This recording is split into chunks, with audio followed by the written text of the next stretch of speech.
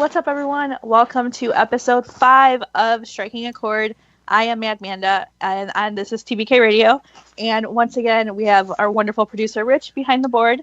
And with us this week, joining us, we have publisher from Burning Willow Press, Mr. Ed Sowder. What's going on, Ed?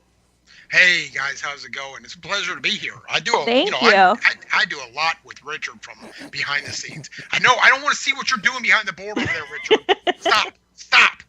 But Richard and I go way back. We've been friends for a couple of years. Go way back. It's a pleasure. It is though a pleasure to be on this radio show with you tonight, Amanda. Thank you. I appreciate you joining us. Quick recap. Last week we reviewed the new George Strait album and the Cadillac 3 show from Joe's on Wheat Street in Chicago, and went over a bunch of new music that came out and some new tour and festival announcements. Let me stop you for a second. Yeah. George Strait. I love that guy. I love that you love George Strait. I'm more of a metalhead. And so it's kind of interesting that you wanted me to be on your show, because I know most of the time you'll talk about country music, but George Strait is the king. I mean, thank you. So now Richard is fully outnumbered here because he's very anti-George Strait. I am. I can't help. Not everybody has good taste. Exactly. That's my motto. This is gonna be a fun episode. Yeah, no, I'm glad I drank. That's. George Strait is an all-out country star. I mean, just agreed. I'm not denying that. Star. He's not the king, though. Who else do you know that can just stand there and play the guitar and sing their ass off? Nobody. Bo Cephas. Johnny Cash, but he's no longer with us. Charlie Daniels. Currently still living. So Charlie Daniels, but he hasn't really toured that much in a long time, he's touring right now. Yeah, no, he is. He's doing casinos, but he's touring. Well, he's coming to this area, the area I'm in. So, I mean, soon. I just don't know exactly the dates. Okay, but his music's a little bit more old school. Well, no, not old school, but old school, but a little bit more rowdy, I would say. Hell yeah. John Anderson. No. Oh. No. Seminole Wind? Yes, Seminole Wind. I don't know. That's my this random. episode is already starting to go off the rails. Yeah, okay. Well, I'm going to shut up now. No, you're good.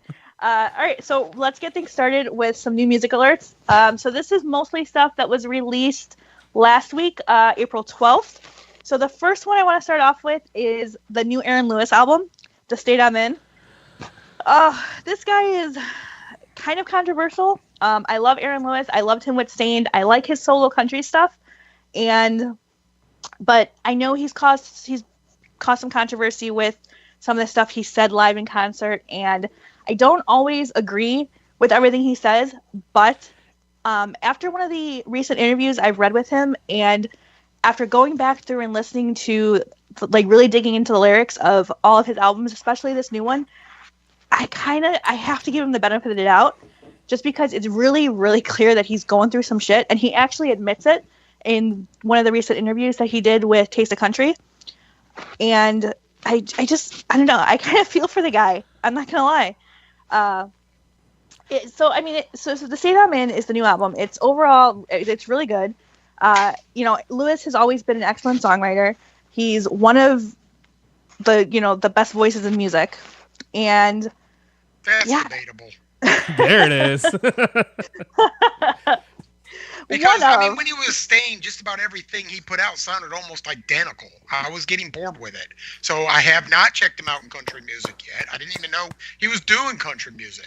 Yeah, he's been doing country for a long time. And actually, if you like the old school country music, George Strait, Johnny Cash, Bo Cephas, George Strait does not belong in the same category as Johnny Cash. Keith Whitley and all that. Agreed. Then you'll definitely like Aaron Lewis's solo country stuff. I'll have to check it out. I mean, I still think that the fact that Hootie from Hootie and the Blowfish is doing country music now is just blowing my mind, because I remember when John Bon Jovi went over to country, and I was like, whoa, wait a minute. One song. And John Bon Jovi left just as fast as he got. That's because he realized this is not me. I mean, I really need to get back on tour and find out what gave love a bad name. Oh, it's her.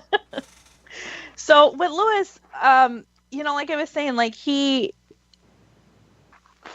really has a knack for, I think he really kind of found himself in country music, just because, like I said, he's always been an excellent songwriter, and with country music, he gets to express that pain that he's really going through. And like I said, it's really clear that he's going through some shit.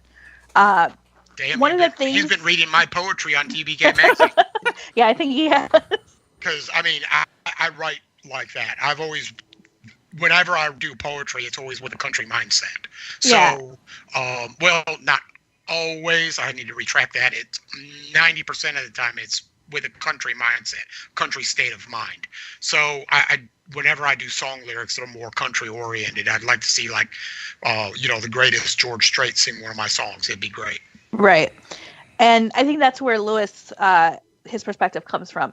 And so one of the things that's actually got him into trouble in the last few years since he's came out and gone into the country genre is he doesn't necessarily agree with the Nashville sound.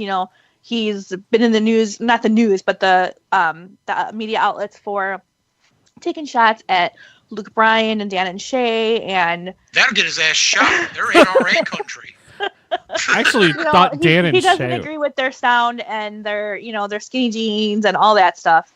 Well, I don't agree with skinny jeans, mainly because I can't wear them. But skinny jeans, if you're a 14-year-old boy, yeah, skinny jeans are you. But if you're a 36-year-old man, give it up. And any of you country singers that want to fight me on it, come on. So while I don't think the crap that he talks about the other artists in today's country music is right or fair, I mean, I get where he's coming from because of the kind of artist that he grew up on. Right. So, if country radio made more room for more artists like him, then I don't think he would be as negative towards Nashville as he is. That's probably true. Who was it recently that their song got taken off the Billboard charts? This is a black kid. That was Lil Nas X. Yeah, that song is great. Why did the country music take it off? It's not a country song. We had this. These are anything by Tay-Tay. Tay-Tay's not on country music though. That's all pop music now. And that's exactly why, she officially crossed over to pop music a while ago. She's not on. Only her older. Shania Twain did in the '90s was pop music, but it's still on country music charts. It's pop country. No. This is a whole nother debate. That's like saying hip hop rap or hip hop. Hip hop is rap. Hip hop heavy metal. That doesn't work. I mean, yeah. I don't know. Ask Linkin Park how that went. I mean, there's a whole episode in itself debate that we can have, like what genres crossing over and whether or not it's okay. And actually, the whole Lil Nas Old Town Road thing created a big controversy in itself. Great because memes, it got taken off of Billboard. Billboard removed it from the country charts, and then surprisingly, country radio host, iHeartRadio host Bobby Bones actually backed the song. He thought it was wrong for it to be removed because as soon as people start saying like, oh well, that's not this and this isn't this, he doesn't believe like art. You should be told like what art is. So he 100% backs that song, which disappoints me because I like Bobby Bones, but I don't think that's a country song. And I think you start blurring, like, I don't think people should get hung up on the genre and, labeling stuff, but genres do exist for a reason. I mean, if they didn't, then we wouldn't have, individualized radio stations for each genre. Like, good point. You know what I mean? Like, it starts to get blurry when we start letting songs like Old Town Road into the country realm. And I don't know. Like I said, that's a whole nother debate we can have. And I'm sure people want to send hate mail. They can send it strikingachordofficial@gmail.com. Let us know if you think. Send it to TBK Magazine at Attention Richard. Yes. But in all seriousness, like, I'd like to know what the listeners think. If you're for, Lil Nas Old Town Road being on the country charts, if you think it should be played on country radio, or if you're 100% against it, let us know what you think. I'm completely open to hearing people's opinions. I also want you to know if anyone's ever listened to Achy Breaky 2, let us know. Because God have Richard's mercy. The only one I know who's heard that song. God have mercy on your soul. Good Lord, please no. So going back to Aaron Lewis, before we get completely off the rails, standout tracks on the album, I thought The Party's Over, Reconsider, The State I'm In, definitely one of those ones where you're going to want to pay attention to the lyrics because it gets dark. Love Me is a really, really great song. God and Guns, The song, it keeps on working. It's catchy, but it's one of those songs where he's taking shots at Nashville, just like the song That Ain't Country off of his 2016 Sinner album. Yeah, it's overall, it's a great album. Like I said, I like Aaron Lewis. After hearing some of the interviews he's done, I really, and digging back into the lyrics, I think we need to cut him just a little bit of slack. Because I just think he's going through some stuff. So basically, Aaron Lewis is not giving out any working for MCA old school Lynyrd Skynyrd songs on his album, is he? What do you mean? You've never heard that song, Working for MCA? I feel like it sounds familiar, but off the top of my head, I can't. It's on the B-side of Gold and Platinum, I believe. It might have been on the B-side of one of their other ones. I forget, Lynyrd Skynyrd maybe, but pronounced Lynyrd Skynyrd. It might have been on one of them, but it was, and I could be wrong about the artist too, but Working for MCA was a song that dictated how great it was to have a recording contract. Oh. No, Lewis doesn't take that kind of route lyrically. Apparently not. I mean, but Aaron Lewis can do what he wants because he could always go back to, whatever kind of music they called him, emo or whatever. Well, when he was in Stained, it was pure hard rock. I don't believe that for 1 second. Really? Because I listened to hard rock and he was not hard rock. Then what would you call it? Because it wasn't emo. It's been a while. Come on. See, people make fun of him for that song, but they don't realize that was him struggling with addiction. I was going to say, that song It's a great song, but it's not hard rock. Well, I mean, that's one of those examples where it's more or less like a ballad within the hard rock genre.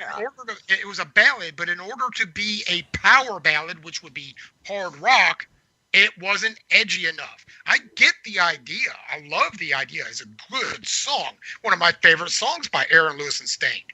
But at the same time, I don't classify anything from that entire album as being hard rock. That's interesting.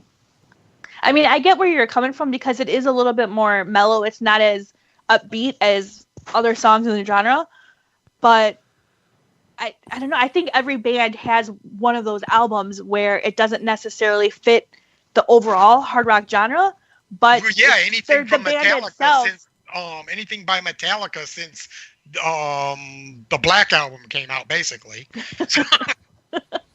But the band itself is always going to be considered within that genre unless they completely change sounds altogether. Yeah. And, props to Aaron Lewis for striking out and going out on his own and doing a different genre than he's comfortable with or that he was, associated with. Hey, props to him. I'm all for it. Go for it, buddy. Yeah, and I think there's more money in country music than there is hard rock anyway. And I think he's comfortable in country music. I think the issue for him is he's not comfortable. He's not happy with the way that country music has gone. Like I said, he's not happy with the Nashville sound.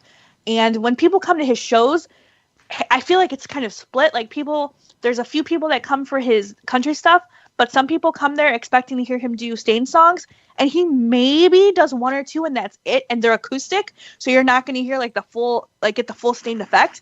So right. I feel like that's not fair to him. Like, and honestly, that falls on the fans. Like, you shouldn't expect that. Do your homework. Know that he's doing country right now. And if you don't like it, don't come to his freaking show. It's that simple. Don't make him be the asshole to you. Like, it's not fair to him. And right. I know just what wish you're getting people would into stop because giving him slack. Anytime you go to any artist that's just released an album or has released an album within the last 6 months to a year, they're going to play more stuff from their new album than they are their catalog. So, I mean, anytime you go to, like, for instance, my wife and I went to see a group that you may or may not know called Papa Roach. And yes. Their opening acts was Nothing More. Okay. Put on a fantastic show. Yeah. And Papa Roach got on stage and they only played one or two of their old songs. Most of it was in support of their new album, which was what they were touring for. Yeah. So we expected that. And everything that they did was dynamic and energetic, got the crowd involved. But I'm going to tell you, when they played Last Resort, the whole crowd was on them. So, I mean, it is what it is. Yeah, I completely get that. And like I said, I wish people would kind of stop giving Lewis flack. Like, just let the guy be. Let him sort his shit out. Hey, I'd go see him. You know, I mean, he I puts would on go a see him great, because he I puts on like a the good acoustic show. versions. The acoustic versions for It's Been a While and, you know, all the other Stain stuff. If he wants to do that, then hey, more power to him, man. He did it on Unplugged for MTV back when MTV did real music.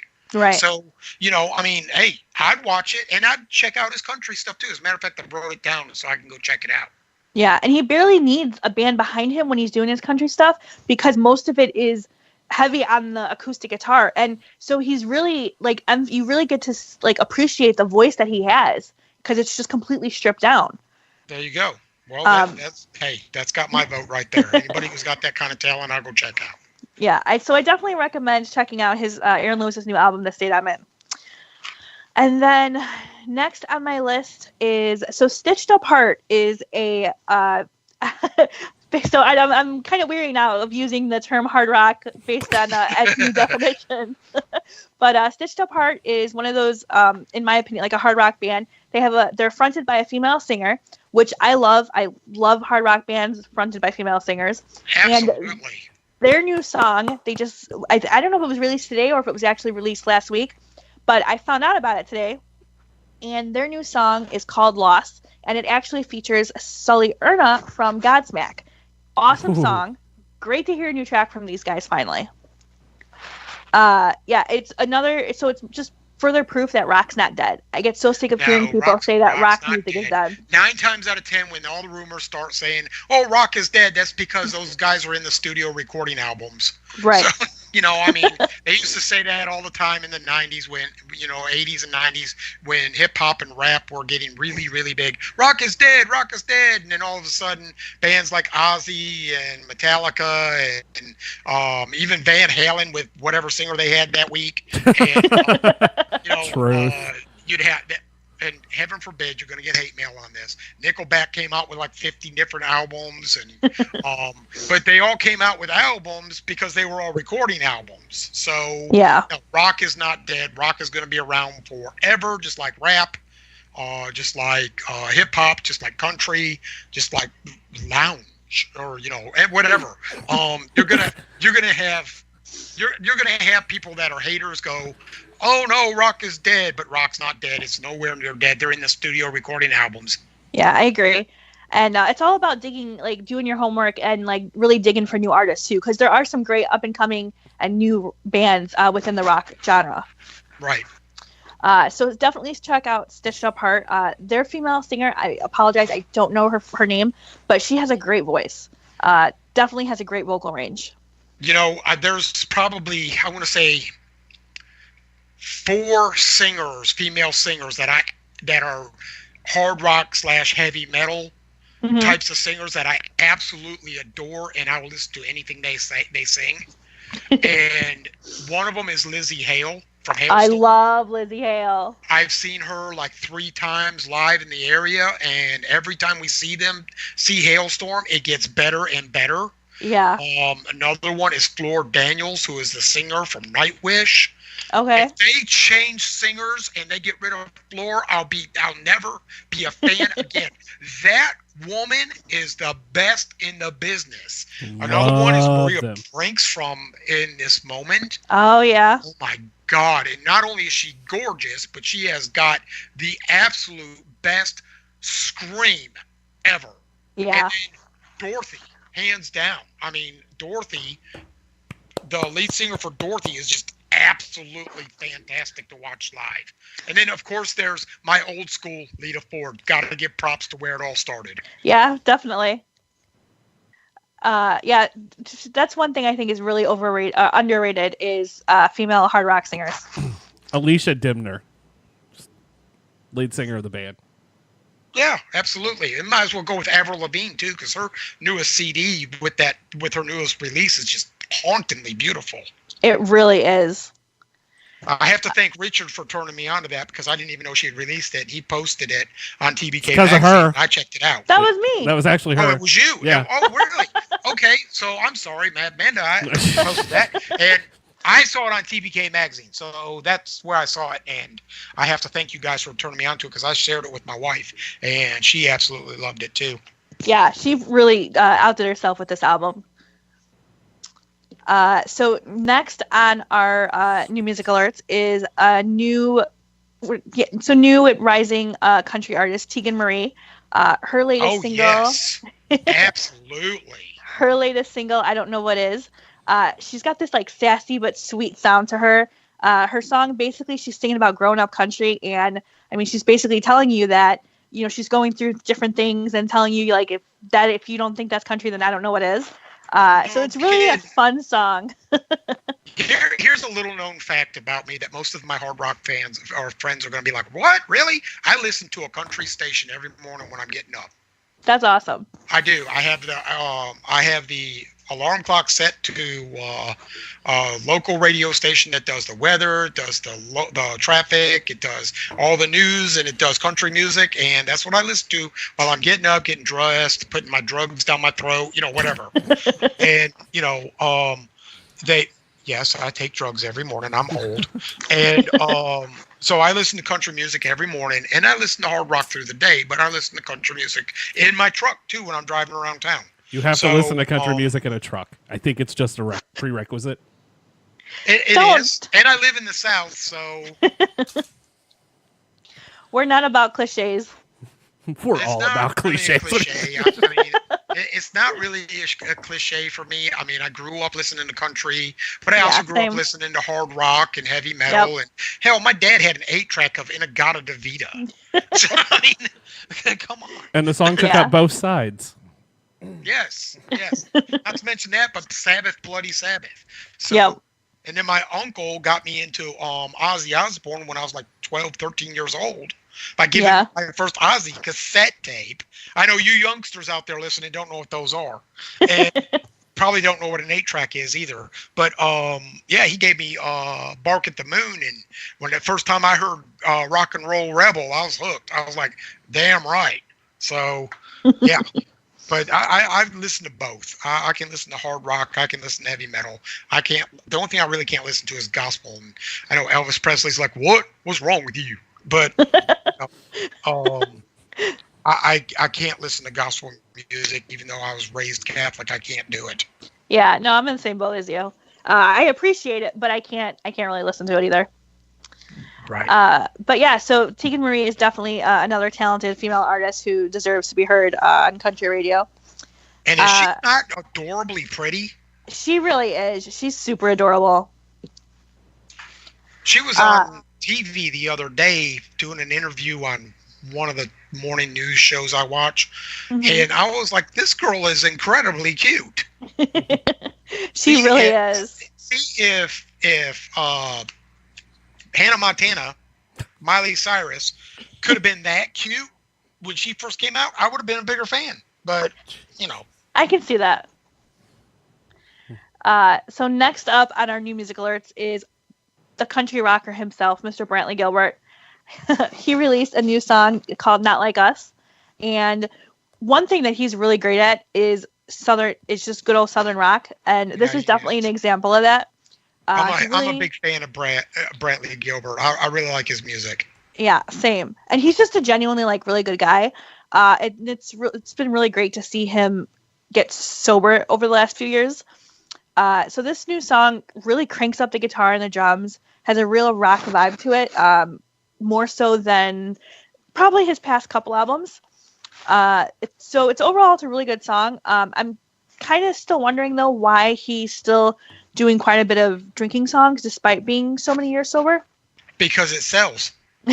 True. Honestly, but then that kind of disappoints. Think about it. Do you want to hear a country? Okay, there's a formula for country music that sells. You know, the old joke is if you backmask an album, you get your dog back, you stop drinking, your throat comes back, and your wife moves back in.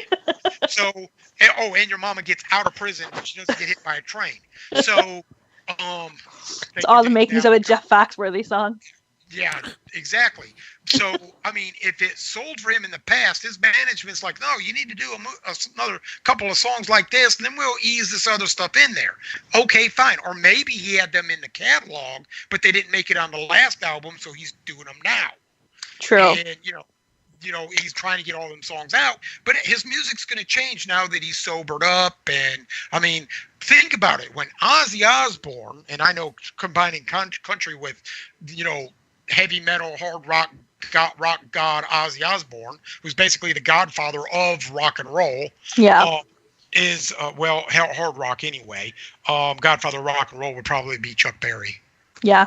Yeah. Okay. So, but he's the godfather of hard rock. You see what happened between Bark at the Moon, Ultimate Sin into his newer stuff when he tried to stop drinking and doing all the drugs. It got more melodic. You could understand him more. The songwriting was stronger. Now, Bob Daisley, the guy who wrote a lot of songs with him over the years, said that was all him, but I think that's bullshit. That's why he didn't win. I think that's why he didn't win the lawsuit. He couldn't prove it. But, the songs got more in depth. They got clearer. They got more about family, more about his life, more about, he even wrote a song for his son. So, it got more heartfelt. It wasn't all about sex, drugs, and rock and roll. Right. So if that's what sells and that's what's sold in the past, management's going to be like, this is great. I love that you're going out there and putting your heart on the sleeve, but we need a hit. So you need to sing about drinking hard. Oh, I've got one of them that I didn't, put together for the last album. We can mix it and put it on there. Great, let's put that on there. While you're at it, do 6 more. Just like that, because that's what's sold. So yeah, it's that's more than likely what's going on with him. I think his next album after this, you're going to see a big change, and hopefully it's not too dramatic like what happened to Linkin Park, where they changed their whole outlook. Right. And a lot of their hardcore fans were like, this isn't Linkin Park. They suck now. And, unfortunately, Chester Bennington took his own life, which hit a lot of people in the industry really hard. Hit me hard. Hit my wife hard. Because we listened to his music. We thought he was fantastic. Yep. But, it happened. And, but his newer album that had released was brilliant. So Linkin Park's newer album was brilliant. It was a great idea. And I've said this many times, in any industry, whether it be books like I deal with, or music, or movies, or TV shows, if you don't evolve, you don't survive. It's true. It's very true. I preach that all the time. A band can't keep making the same album over and over because fans are just going to get sick of hearing it. Yeah, Kiss hasn't figured that out yet. Kiss is a whole nother story. Guns N' Roses tried that.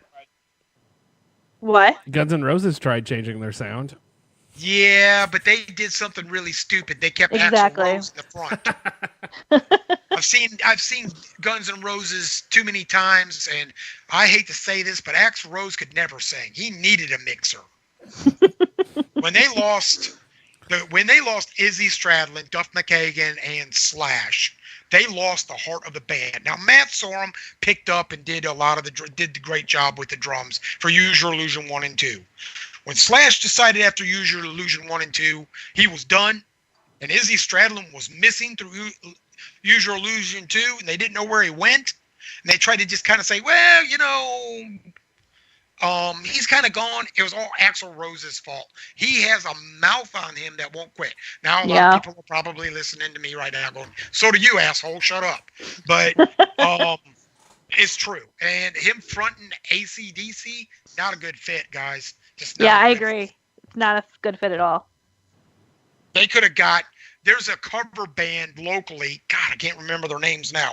There's a cover band locally, and I know the lead singer from that is way better than AC/DC ever was. That could have fronted for that. The lead singer for that cover band could have been, the lead singer for AC/DC and took over, and Axl Rose would have been an afterthought. I mean, that's how Journey found their replacement for Steve Perry. Yeah, but Steve Perry is always going to be Journey. True. And I'm sorry, I grew up in the 80s, and Steve Perry was Journey. I agree. It's like when, what's his name? The lead singer from Extreme. Oh, jeez. What was his name? Something, not Betancourt. That was the guitarist. Yeah, Sharon. I know who you're talking about. Gary Cherone. When Gary Cherone took over for Sammy Hagar and Van Halen for one tour, And then they brought David Lee Roth back. David Lee Roth made a joke on the local radio station, said, I'm trying to figure out how a gay man's going to get past the song called Bottoms Up. Oh, wow. And I was like, I'm trying to figure that out too. But and then David Lee Roth couldn't hang with Van Halen anymore because him and Eddie Van Halen just don't get along on stage anymore. It's just the thing. I think there was always problems with Eddie Van Halen and David Lee Roth. After 1984 came out, there was a big problem. And it was mostly, hate to say this, Diamond Dave, because I love you, brother, but it was mostly all the drugs. Yeah, I believe that. That was a big problem in the 80s in general. Yeah. Somehow, we got totally off topic. That happens when you got me on. So going back to our new music alerts, the Cadillac 3, who I talked about last week on the show, they released a new single on Friday called Crankin' Cold Ones with the Boys. So it's not the single I thought they were going to lead with because it's not the song that they played. It's not the new song that they played last time when I saw them at Joe's. But, I mean, it's a good song. It's exactly what you'd expect based on the title. It's definitely a party song, probably good for pre-gaming or, when you're getting ready to go out. So, I mean, I'm looking forward to their new album. The song that they did play during their live show was a lot heavier. Like I said last week, it definitely has a little bit more of almost like a Metallica vibe to it, I felt. This song definitely doesn't, but it's still a good song. Definitely got that country rock feel to it, just like a lot of their other stuff. I'll have to check that out because I'm not familiar with it. Yeah, I definitely recommend Cadillac 3 if you're into Southern rock in general. Yeah, absolutely. And then Luke Underhill, who we featured an exclusive premiere of one of his songs off of his new EP, Illuminations. He's a up-and-coming artist who has a really great sound for fans of The Fray, Gavin DeGraw, Ben Folds, Ed Sheeran, other artists like that. Definitely recommend Luke Underhill. His lyrical content is really like a mixture of spiritualism and romanticism. It's got some great songs on this EP. I really loved the one that we posted yet again, and then Long Way Home is really good. It's got a very grand type of sound, very driven by the instrumentation, and he's someone who's becoming kind of known as like a piano man. Definitely so definitely someone to keep on your radar if you're into that kind of music. Which, I mean, I love The Fray and Ed Sheeran, Gavin DeGraw, so I definitely one of the reasons why I enjoyed his EP. And then, of course, Rob Thomas released a third track off of his upcoming album, which finally comes out next week. So this one is called Timeless, and definitely a different vibe than the other two tracks that he's released. And so this one has a total 80s vibe to it. He name drops songs from that time period. Just to name a few of them, Girls Just Want to Have Fun, Nothing Compares to You, In the Air Tonight. I believe there's a couple other ones. Yeah. All great titles. Sinead O'Connor, Cyndi Lauper, and Phil Collins. Excellent people to reference. And there was a whole bunch more, too. Like, those are just literally, just 4 of, probably 10 or 15 that he lists. And he does it intentionally. He produced Butch Walker produced the album, and so it's the whole album. From what I've heard in interviews, it has a very 80s vibe to it because that's the time period that Rob Thomas grew up in. He really loves that kind of music and stuff. So that's the whole kind of theme I almost want to say to the album. But this song in general, he kind of I don't want to say he borrowed because they got permission to use it, but there's I don't know if it's a hook or a riff or a line from, I believe it's from a Phil Collins or a Genesis song. And I want to say it could be from In the Air Tonight. If you listen to the song, Timeless, then you'll know what I'm talking about. But I'll check it in the Rolling Stone podcast interview that Rob Thomas does, he references it, and he explains it a lot better than what I'm explaining now. But Timeless, it's not as immediately catchy as the first 2 singles, One Less Day and I Love It, but it's still a really good song. And if you're into the 80s nostalgia, definitely check it out. So I've been immersed in 80s nostalgia. Two of the books that I've been editing lately have been 80s nostalgia, and I've been like, wow, I remember when that came out. I remember when that was airing. That was awesome. So, yeah. Excuse me, that'll be a lot of fun to listen to. Yeah, I definitely recommend it then. His influences from the 80s definitely come across in this song, and Butch Walker did a great job producing this album, just based on these three songs released so far. And then, so that's it for the new music alerts. There's two more that I have, but we're going to get them in a minute in my music news and artists to be on the lookout for. Next is my Manda's music pick of the week, so this song came out about a month ago. It's Dylan Scott, Nobody, and it's off of his upcoming EP, Nothing to Do Town. So this song, it's got such a great sound to it, great vibe to it. Lyrically, it kind of reminds me of Blake Shelton's hit Nobody But Me from his 2004 album, Blake Shelton's Bar and Grill, because it's got that same sentiment to it. And then, so Dylan Scott's somebody who, he's a new writer. I don't want to say super new because he's been around for a few years now. He was one of the first artists that I wrote about on TBK Magazine. So it's kind of been really awesome to see him come as far as he has now with, a #1 song and selling out shows and all that stuff. Yeah. He has absolutely a great Louisiana sound where he balances, modern and traditional country really well. And a fun fact about him, his dad played with Freddie Fender, so that's really cool. Oh wow! Okay. Yeah. So he's got some. He's got some. Not only does he have the chops to do this, and he's selling out, but he's got a lineage to fall back on. In his genealogy, and say, hey, my dad did this, so I can too. Exactly, and I'm telling you, he does probably the best cover of Keith Whitley's. Not Don't Close Your Eyes, but oh my god, it's the song that I love by Keith Whitley too. What is the name of it? Richard, do a Google search. Come on. No. It's When You Say Nothing at All. I'm sorry. Yes, I love Keith Whitley. Yeah. He died way too early in life. Oh, for sure. I mean, he was. Well, I didn't even know he was dead, and I was listening to his music growing up, and I was like, this guy's awesome. And my dad was like, he's dead, right? I'm like, huh? Yeah, Dylan Scott does probably the best cover of that song by Keith Whitley that I've ever heard. And he usually covers it live if you ever go see him. He's a great performer, very fun, very engaging with the crowd. So that's my pick of the week. I've been listening to that a lot. Like I said, it's just got a really great sound to it. And then artists to be on the lookout for. So going back to the hard rock genre, Diamante is a band who they released their debut album last year. It was on my list of best albums of the year. And so she was first heard when she was featured on the Bad Wolf song last year, Hear Me Now, which is a great song if you guys haven't heard it. I believe SiriusXM Octane was playing it a lot. Which, I mean, they still play it, but that's when I first heard it. And so she was raised in Boston, based in Los Angeles. She's kind of got like this mix of Joan Jett meets Kelly Clarkson, Avril Lavigne, and Lizzie Hale. So she's really cool. She's got this bright blue hair. The album is really great. I love it. It's called Coming in Hot.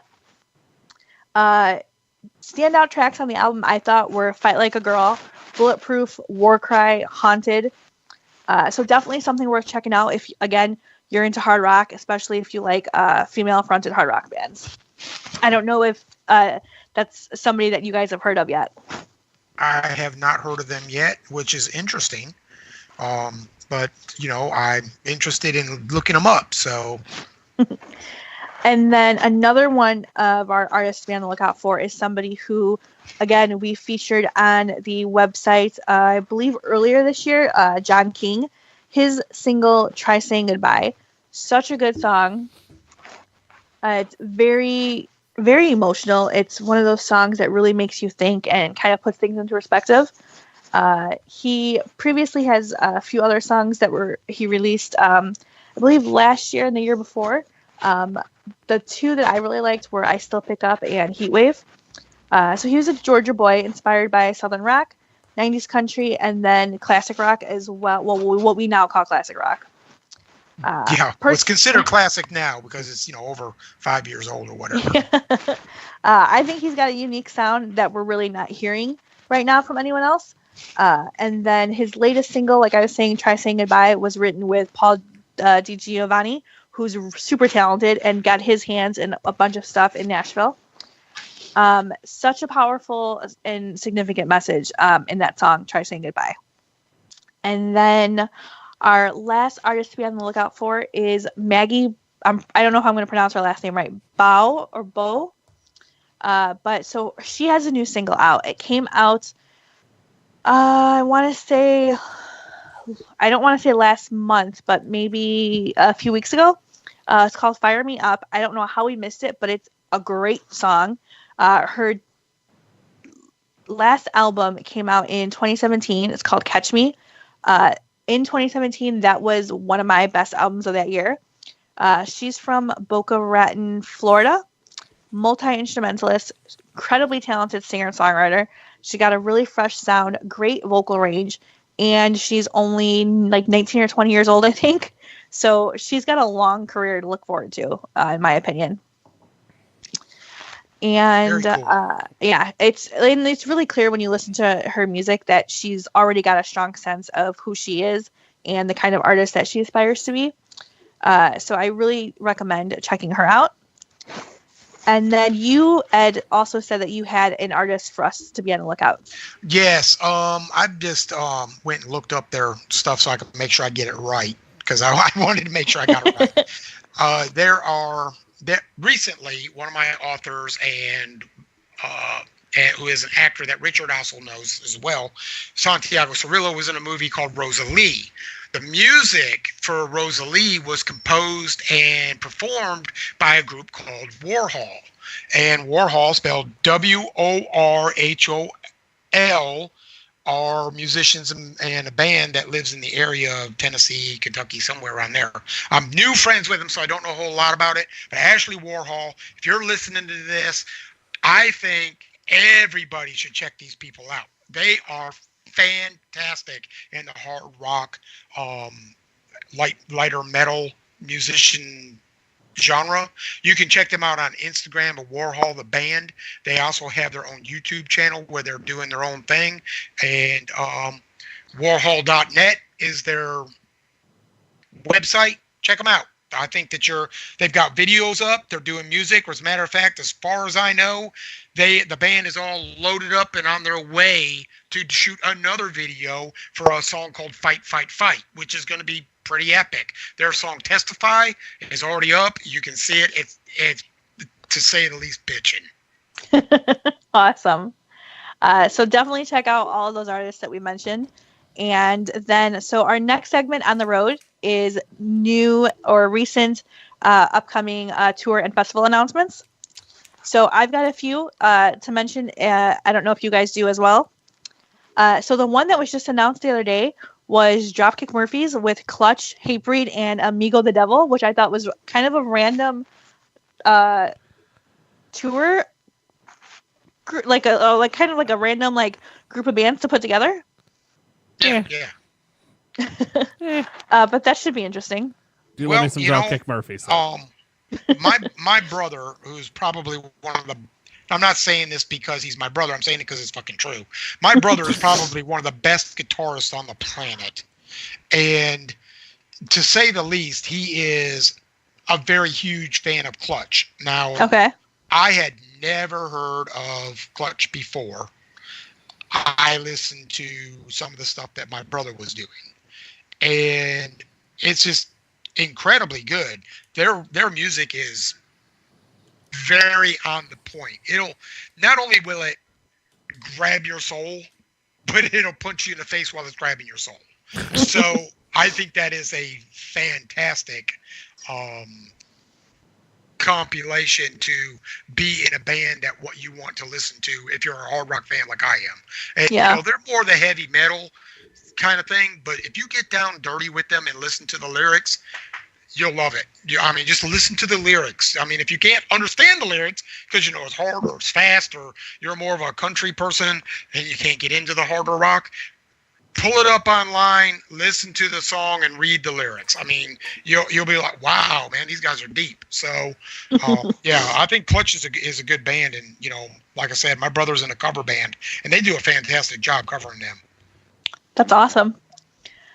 Sticking with the hard rock theme, the Louder Than Life Festival at Highland Festival Grounds at Kentucky Expo Center takes place September 27th through September 29th. Bands that are going to be on that festival are Slipknot, Guns N' Roses, Disturbed, maybe Stained. They've been teasing a reunion. Godsmack, Marilyn Manson, A Day to Remember, Breaking Benjamin, Rob Zombie, Chevelle, Hailstorm, Stone Temple Pilots, Dropkick Murphys, 3 Days Grace, Sum 41, and a whole bunch more. You can't leave off Die Antwood. Rebellion. Hold on. Yeah. You cannot leave off that list and not say Die Antwood. Who?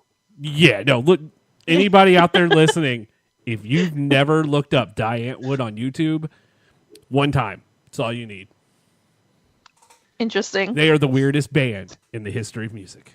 You love the weird bands. Oh, he likes the weird music, like weird movies too. I mean, all I got to do is just say Manos Hand of Fate, and he'd be like, "Yep, worst movie ever made." But the greatest worst movie ever made. The greatest worst movie ever made, absolutely.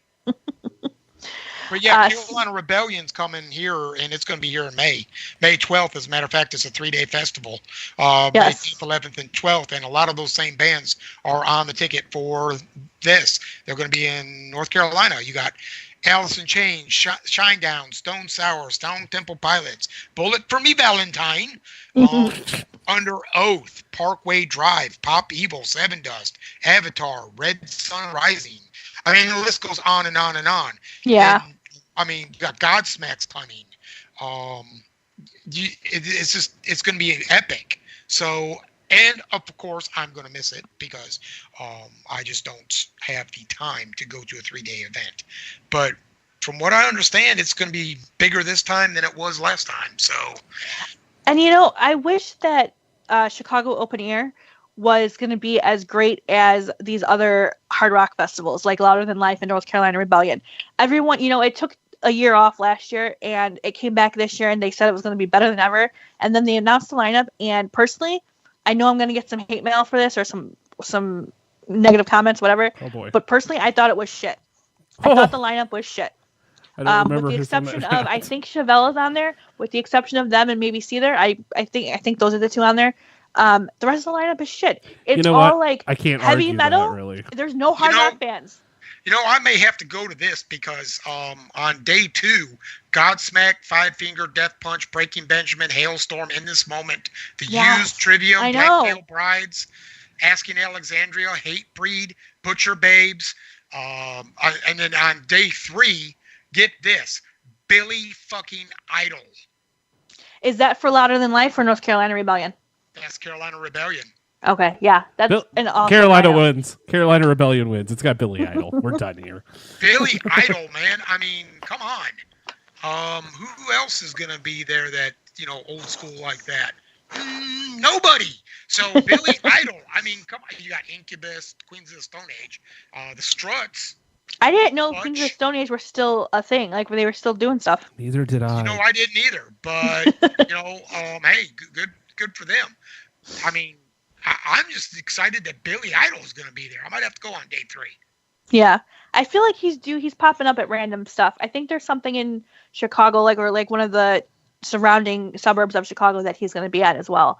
I think our Naperville Rib Fest he's going to be at this summer. That's a random thing. What? That's random. It is random, but I think that's one of the shows that he's going to be doing. Yeah. And then so another tour that popped up on my news feed this week was the Peter Frampton farewell tour. And the whole reason why I stopped and watched the video, the promotional video that they did for it, was because if you haven't watched it yet, go watch it if you want a good laugh. It's Tim McGraw calling Peter Frampton. And they kind of, I mean, obviously, like it's like staged, like, Tim McGraw's like calling him and saying like, oh, this is Tim McGraw, like I'm a big country singer, and you see Frampton on the other line like, oh, okay, and he's like looking at the camera like he has no idea who Tim McGraw is, And it's really funny. And Tim McGraw's like asking him like, oh, I was just wondering like if for the tour, like if you could maybe get me like 15 or 20 tickets. And Ferris was like, 15 or 20 tickets?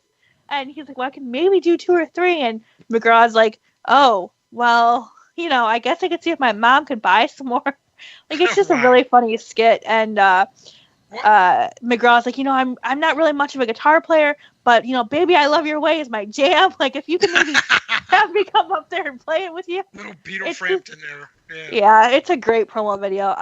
Even if you're not a fan of either of the two artists, just watch. If you want a good laugh, go watch that video. I'll have to. I mean, that reminds me of the old Brad Paisley video, "Waiting on a Woman."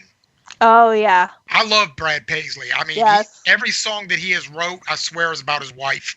Yeah. Or his kids. But Waiting on a Woman, the video had Andy Griffith in it. Mm-hmm. I mean, come on. How can you go wrong with having Matlock in your video? And if you ever hear him tell the story about how he felt like how he first saw his wife and how he kind of fell in love with her, it's really a cute story.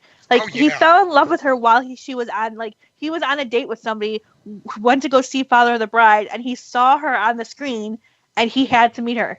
I mean, and now they're married with kids. I mean, it's such a cute story. Yeah, that is really cute. Go ahead. I'm gonna have to check that video out with Tim McGraw now. Yeah, for sure. I recommend it. And here's somebody who's coming to the area that I had no idea about. Alice Cooper with Hailstorm.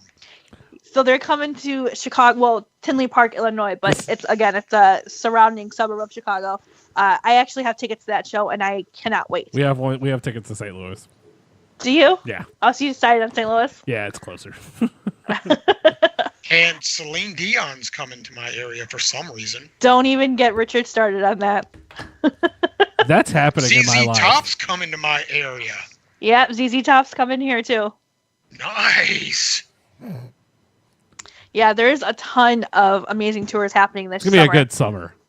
It's going to be really a good summer for music. One of the other ones I happened to see this week, and I'm not a fan of any of these bands, but I know other people are, is Beck, Cage the Elephant, and Spoon. Love Cage the Elephant. Yeah, I can take them or leave them. Yeah, same. They got one or two songs that are, played on the radio, and the rest of them are just like, oh, we're not good enough for radio, so we're not going to play them. But, that kind of sucks. So I'm sure they've got better stuff than what's on, getting radio airplay like most bands do. But yeah, none of those three bands I've ever really dug into their stuff. I think they were just a little too indie for me. Their sound. Yeah, I can go with that. Darius Rucker's coming to my area. Hold on, you just called Beck indie? Yeah, well, he's got a little bit of that indie alternative art rock sound to him. Yeah, I can see that absolutely. See, I'm not crazy. Yeah, they're not the. You're kidding me. Righteous Brothers are still touring? I did not know that. I had no idea, but apparently they're going to be in Las Vegas on April 18th. Oh wow. Yeah. I love me some Righteous Brothers though. Well, I think they got kind of screwed over by their record company back in the day. Yeah. I mean, like a lot of artists did. Yeah, well, got to pay attention to what you're signing, guys. This is true. But that's what we hire good lawyers for, I guess, right? Yeah, well, it worked out well for, people who wanted to use their songs like Ghost, the movie Ghost. Yeah. Yep. So, what was it? Top Gun. Top Gun, yes. And that's actually probably my favorite song by them. And You Lost That Love and Feeling, and this is a jam. This is a little known fact about me, and if Richard, you're not the only Pruitt I know. There's a guy named Mark Pruitt that I went to high school with back in Forsyth County, Georgia. He and I used to do duets in the back of the bus on the way home. And You've Lost That Love and Feeling was one of them. And here's the weird part. I did the female side of Close My Eyes Forever by Ozzy and Lita. So, but we had a lot of fun doing it. I don't know if he remembers that. He probably wants to forget it. But Mark was a really good guy. I really enjoyed hanging out with him back then. That's hilarious. Yeah, I remember my buddies in high school. Well, I can't sing with a shit either, so that's really hilarious. Coming soon to coming soon to the website, karaoke. Trust me, it's coming. Oh God, can you imagine? Kendra's dying. My wife Kendra is dying to get me on video while I'm driving on a long trip because carpool karaoke. Carpool karaoke because I will. And she is dying to do it, but she doesn't know how to subtly do it. I'll catch her out of the corner of my eye.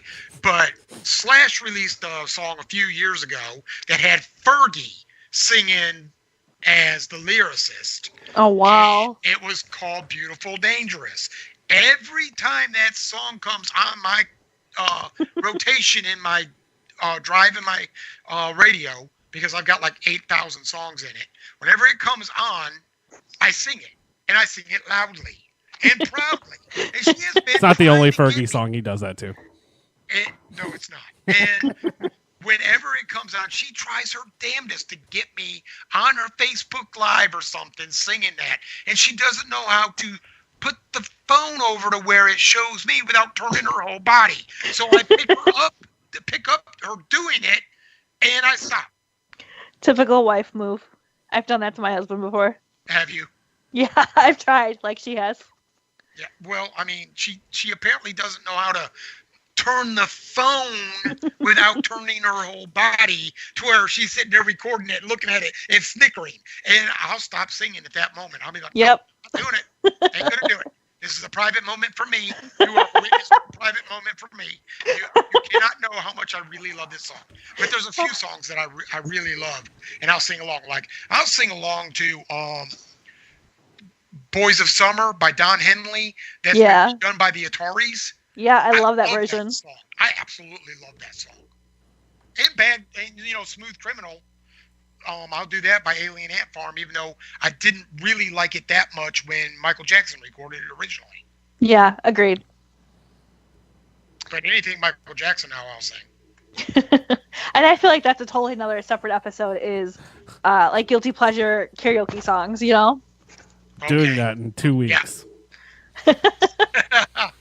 Richard's gonna call me up. Hey, dude. I'm gonna be I'm gonna be on vacation in 2 weeks. I'm getting sloshed, and I am singing karaoke, and I do not care. Oh boy. I'm going to call Ashley up and say, please get this on video. Yeah, right. And she will. She'll be like, oh yeah, absolutely. It's gonna be funny.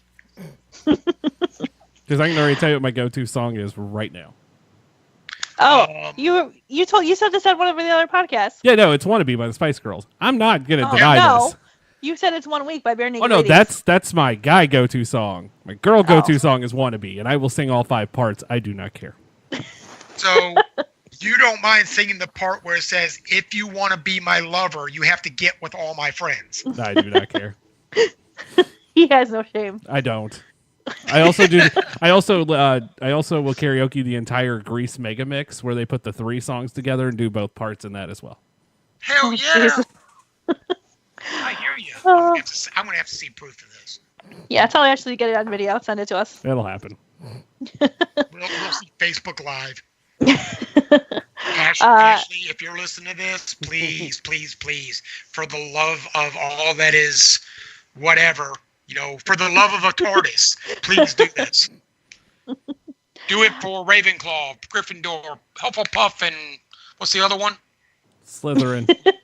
Thank you, Slytherin, the one I'm a part of. And anyone who's not how did I forget the house I'm sorted in?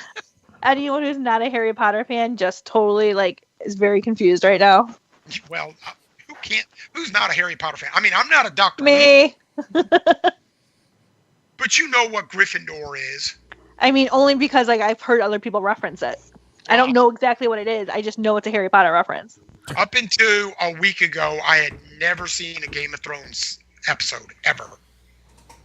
And people are like, what? Where have you been for 80 years?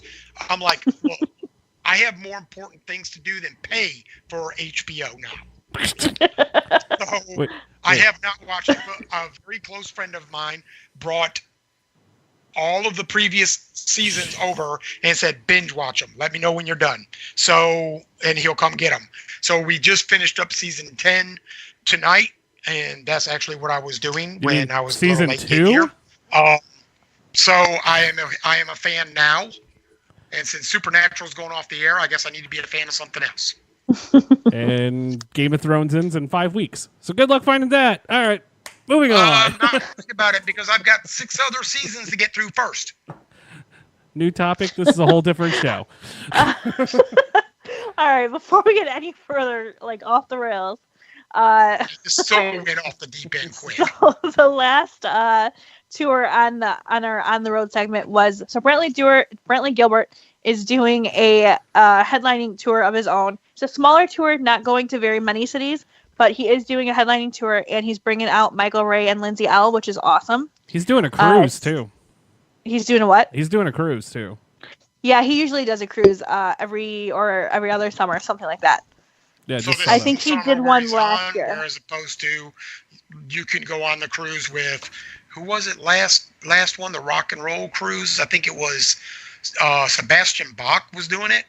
Yeah, so Shipwrecked is a cruise, and that goes. They just announced that I think it's in 2020, and it's in February, and it goes to New Orleans, Cozumel, and Key West, maybe. That'd be cool. I could be wrong, but double check that. That would be cool. Yeah, but Shipwrecked is supposed to be a really cool cruise to do. And then Kiss had one, or they're gonna have one. I don't know. But yeah. In all actuality, I shouldn't hate on Kiss so much. It was the first concert I ever saw.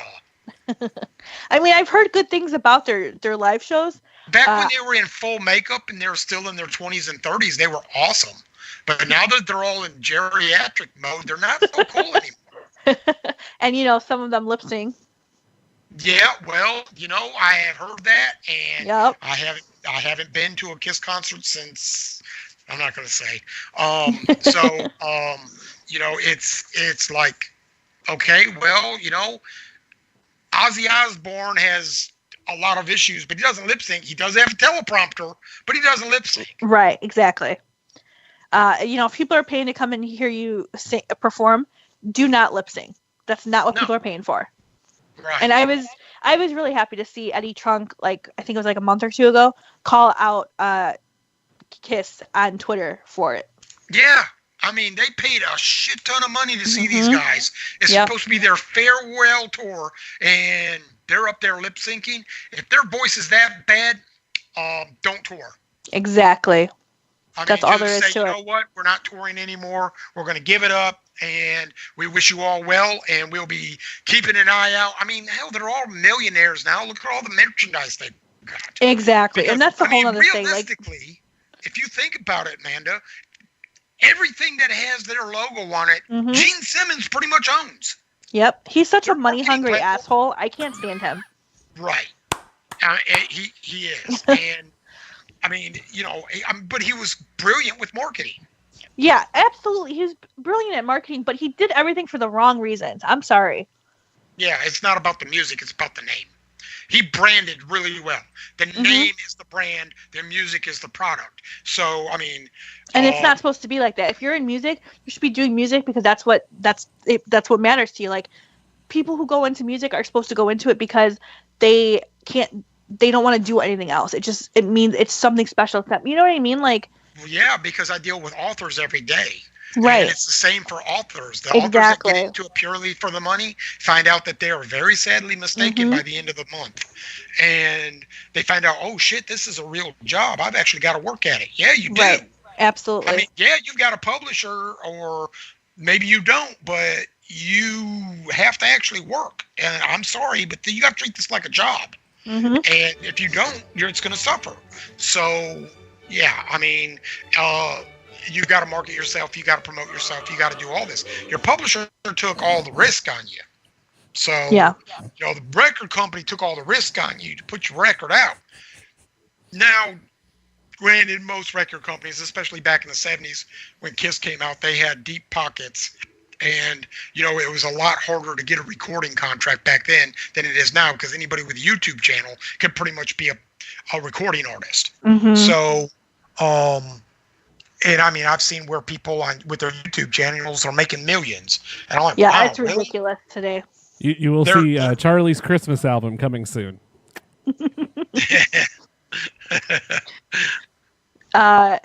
So before we dig any more deeper into the 80s, some of the 80s bands that we've been talking to, our last segment before we get into our feature segment is music news. So I have one thing for that, and that is Five Finger Death Punch released Blue on Black, which is a song originally done by Kenny Wayne Shepherd. Great song. And for this new release, it is a great song. For this new release, they teamed up with Kenny Wayne Shepherd, who's featured on guitars and background vocals. They also teamed up with Brantley Gilbert, who shares vocals with Ivan Moody, the lead singer from Five Finger Death Punch, and Brian May, legendary guitarist from Queen, is also on this. Yeah. He has a solo in this new cover, not cover, but this new version. And all proceeds from the song go to the Gary Sinise Foundation in support of first responders, which is amazing. Such a badass song. I posted the video to the Striking a Chord Facebook page yesterday or today, and it's just freaking awesome. Like, if you haven't watched it yet, if you haven't listened to the song, go do that. Yes, absolutely. All four musicians are just incredible. And they're legends. Yes, absolutely. Anytime you get a super group like Five Finger Death Punch collaborating with Kenny Wayne Shepherd, collaborating with Brian May, collaborating with, Brantley Gilbert? Mm-hmm. You've got one heck of a sound already. Yeah. It takes me back to the late 80s, early 90s when Ted Nugent and some of the guys from 38 Special and other bands got together and did Damn Yankees? I'm sorry? Couldn't hear you. Ted Nugent, I believe it was Ted Nugent, and one of the guys from Night Ranger and somebody else did Damn Yankees. Damn Yankees. They did High Enough. Yes. One of the all-time greatest songs ever produced by a supergroup. And anybody who disagrees with that, they can kiss my butt right in the crack. Because I tell you, anytime that song is on my radio, it is cranked up. Yes, same, dude. Same. Freaking, I grew up on that song. Like, my dad was always playing it. I will always turn that song up whenever I hear it. Absolutely. So that is a perfect segue into our feature segment. Hold up. You cannot talk about the news and not talk April 26th. Oh, okay, sorry. I thought he said April 20th. I was going to say 420 smoke break. I hear you. All right, we'll backpedal just a smidge before we get into our feature segment. So next Friday, April 26th, finally, if you've been listening to this podcast at all for the last 4 episodes, you know or how you've been listening to any podcast we've done. You'll know how big of a Rob Thomas fan I am. Oh, that's not even what I was saying. Oh. You've already talked about Rob Thomas. What else has he done lately? No, I was going to say his new album comes out next Friday. What were you referring to, Rich? Taylor Swift. Tay-Tay! So we don't know exactly what the news is, but she's dropping something next Friday. Yep. We don't know if it's new music, if it's a announcement for a new tour. We don't know what it is, but she's posting all these random pictures of diamonds and hearts and cats. It's very 80s-esque. I don't think it's going to be 80s-esque because that's kind of what 1989 was. Well, no, I mean, the stuff reminds me more like. So you know how Reputation so wait a minute. We like, just got to go back and look at her history. Who did she date that gave her diamonds and cats and a bunch of stuffed hearts or drew hearts? This whole thing's about Ed Sheeran. So here's my thing. Here's my theory. So you know how 1989 was all about like that 80s synthesizer whole vibe to it. Right. Reputation was her dark side. She had to get out that anger and aggression. Right. I've always said that after that, I would love to hear her do just an acoustic. An album full of just acoustic stuff. It could be new material, but I'd love to hear it stripped down. If that's what she's gonna do, I'm all for it. I don't know though. She does it in concert occasionally, and she's phenomenal at it. She listened to Manda on a podcast one day and said, "You know what? That's a great idea. I think I'll listen to Amanda and I'll do this, and then I won't give her any credit until we do the inlay card." You bet your butt I will be up at midnight next Friday night. I love Taylor Swift. I Same. When she first broke onto the scene with her song Tim McGraw. Yeah. I thought she was just absolutely cute, adorable, and then I started listening to more of her music. I think I've got a couple of her CDs somewhere around here, and because who listens to CDs anymore? I still do. Well, it depends where I am. In a long time. Yeah. And because everything's on Spotify now, so all about Apple Music. Yep. Yeah, I don't have an iPhone because I'm smart. So you don't have to have an iDevice to actually have Apple Music. Just want to point that out. True. But I started listening to her, and I was like, this girl's really cute. She's got some really good songs. And then all of a sudden, it was all about, oh, this guy broke up with her. Let's write an album about it.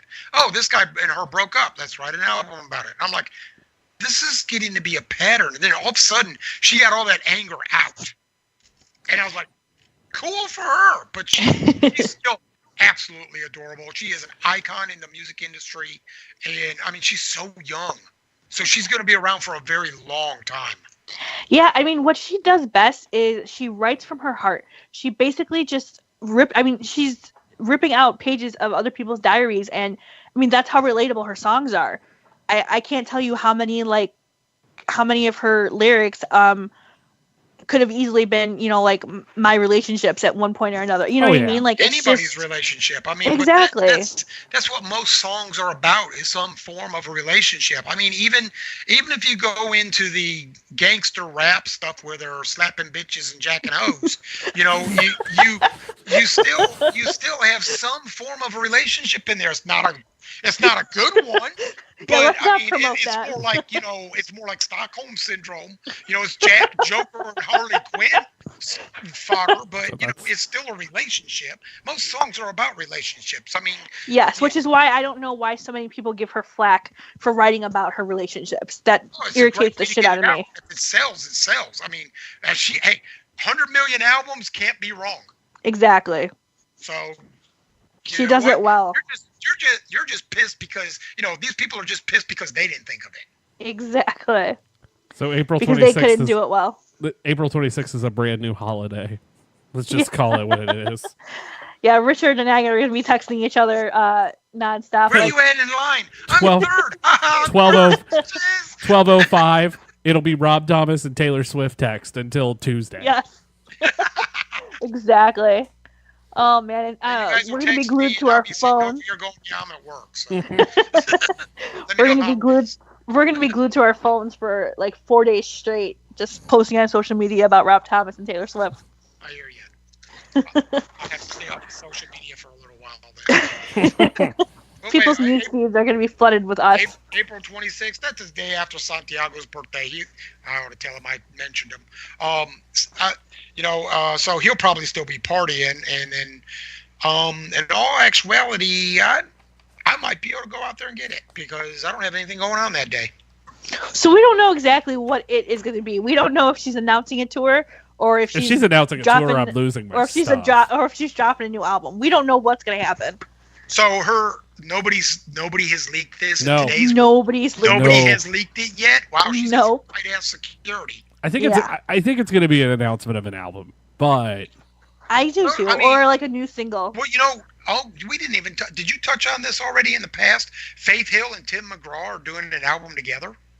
They did one last year. Isn't that like every album they do? Well, yeah, it was last year. I totally missed that. It showed up in my feed. I'm like, that's cool. I'm like, this is how much I'm not on social media. It shows up in my feed. I read through it. I'm like, oh, well, that's cool. Great. I didn't realize it was last year. Yeah, it was last year. There was actually a song on there that was, there was quite a few songs on there. Obviously, it was a whole album. But there was one song in particular that was a single that was really good. I forget the name of it. But it did get on country radio for a little bit. Well, you know what? Her song Breathe was like the best video ever. Yeah, she was one of those queens of the 90s when it came to country music. Well, beforehand it was Shania Twain. Yep. Because anything she wore or did or anything made every young red-blooded American boy's heart flutter. And I mean, everybody wanted to be any man of hers. And and then when Faith Hill come out with Breathe and the video for that, I was like, wow. Who knew this little girl talking about, all kinds of other stuff a couple years ago, take a little bit of piece of my heart with that remake from Janis Joplin. Which she did a really good version of that song. I don't think the original's that good either, but that's a whole nother argument. There's the hate mail for the week right there. There you go. I'm the official. I think I am the villain of this show. Probably. Maybe. I don't know. I'll let you have it this time. I also don't think Tim McGraw and Faith Hill are good people. But again, that's another conversation for another show. Yeah, you're officially the villain. Oh, Okay, you should so go back. Need a new producer. Hold on. If you really want some Tim McGraw and Faith Hill stories, go back and read what they did to CMA Fest a few years ago. Well, I mean, who cares? They walked out on their fans. No. Yeah. They had to have had a good reason. No. Yeah, I agree. No. Because I It had to have had remember some kind of good Tim reason. McGraw, not too long ago, collapsed on stage. And Well, this is like 19. Right. This is like out right there, after. This they is got him and said he will not be able to go on because he is super dehydrated. This is and right. They refunded everybody's tickets and then did a new show. This is So, right after they got married. This is like early 2000s, late 90s. Maybe they had. We'll have to look into that. I could maybe they tell. had a I'm doing it booty right now. call with each other. Who knows? So, all right. So before we get again any further off the rails, so our The feature rails segment. are gone at this point. This is true. At this point, I don't know if we can see the rails anymore. Oh, I'm over the bridge now. The rails are an afterthought. I was like, okay, let's see if we can make this train fly. All right, so our feature segment for tonight, the whole reason why Ed is on the show, because when I was looking for people to have on the show, and he said he was his. So most people think that I'm strictly country music, and he's like, well, I don't know if you'll be into my kind of music. You know, I'm strictly metal. I thought he was like talking like death metal or like hard rock, heavy metal. Oh, No. Ed is into 80s hair metal and glam rock. And I said, hey, you know what? I grew up on a lot of that stuff. My dad and my brother love that stuff, so I'm very well schooled in it. Let's do this. So our feature segment tonight is the best and worst, and God knows there's a lot of the worst, of the 80s hair metal and glam rock scene. Are we going to go with just commercialized because more people will know that? We can do whatever we personally think is worthy of mentioning. So if we wanted, I know Richard said he wanted to be a part of this. So if we want to kind of do like a round robin kind of thing and just take turns going around, like going through like our own personal list of who we think is the best and worst of that era. Oh my God, I'm going to get hate mail because I know some of these people.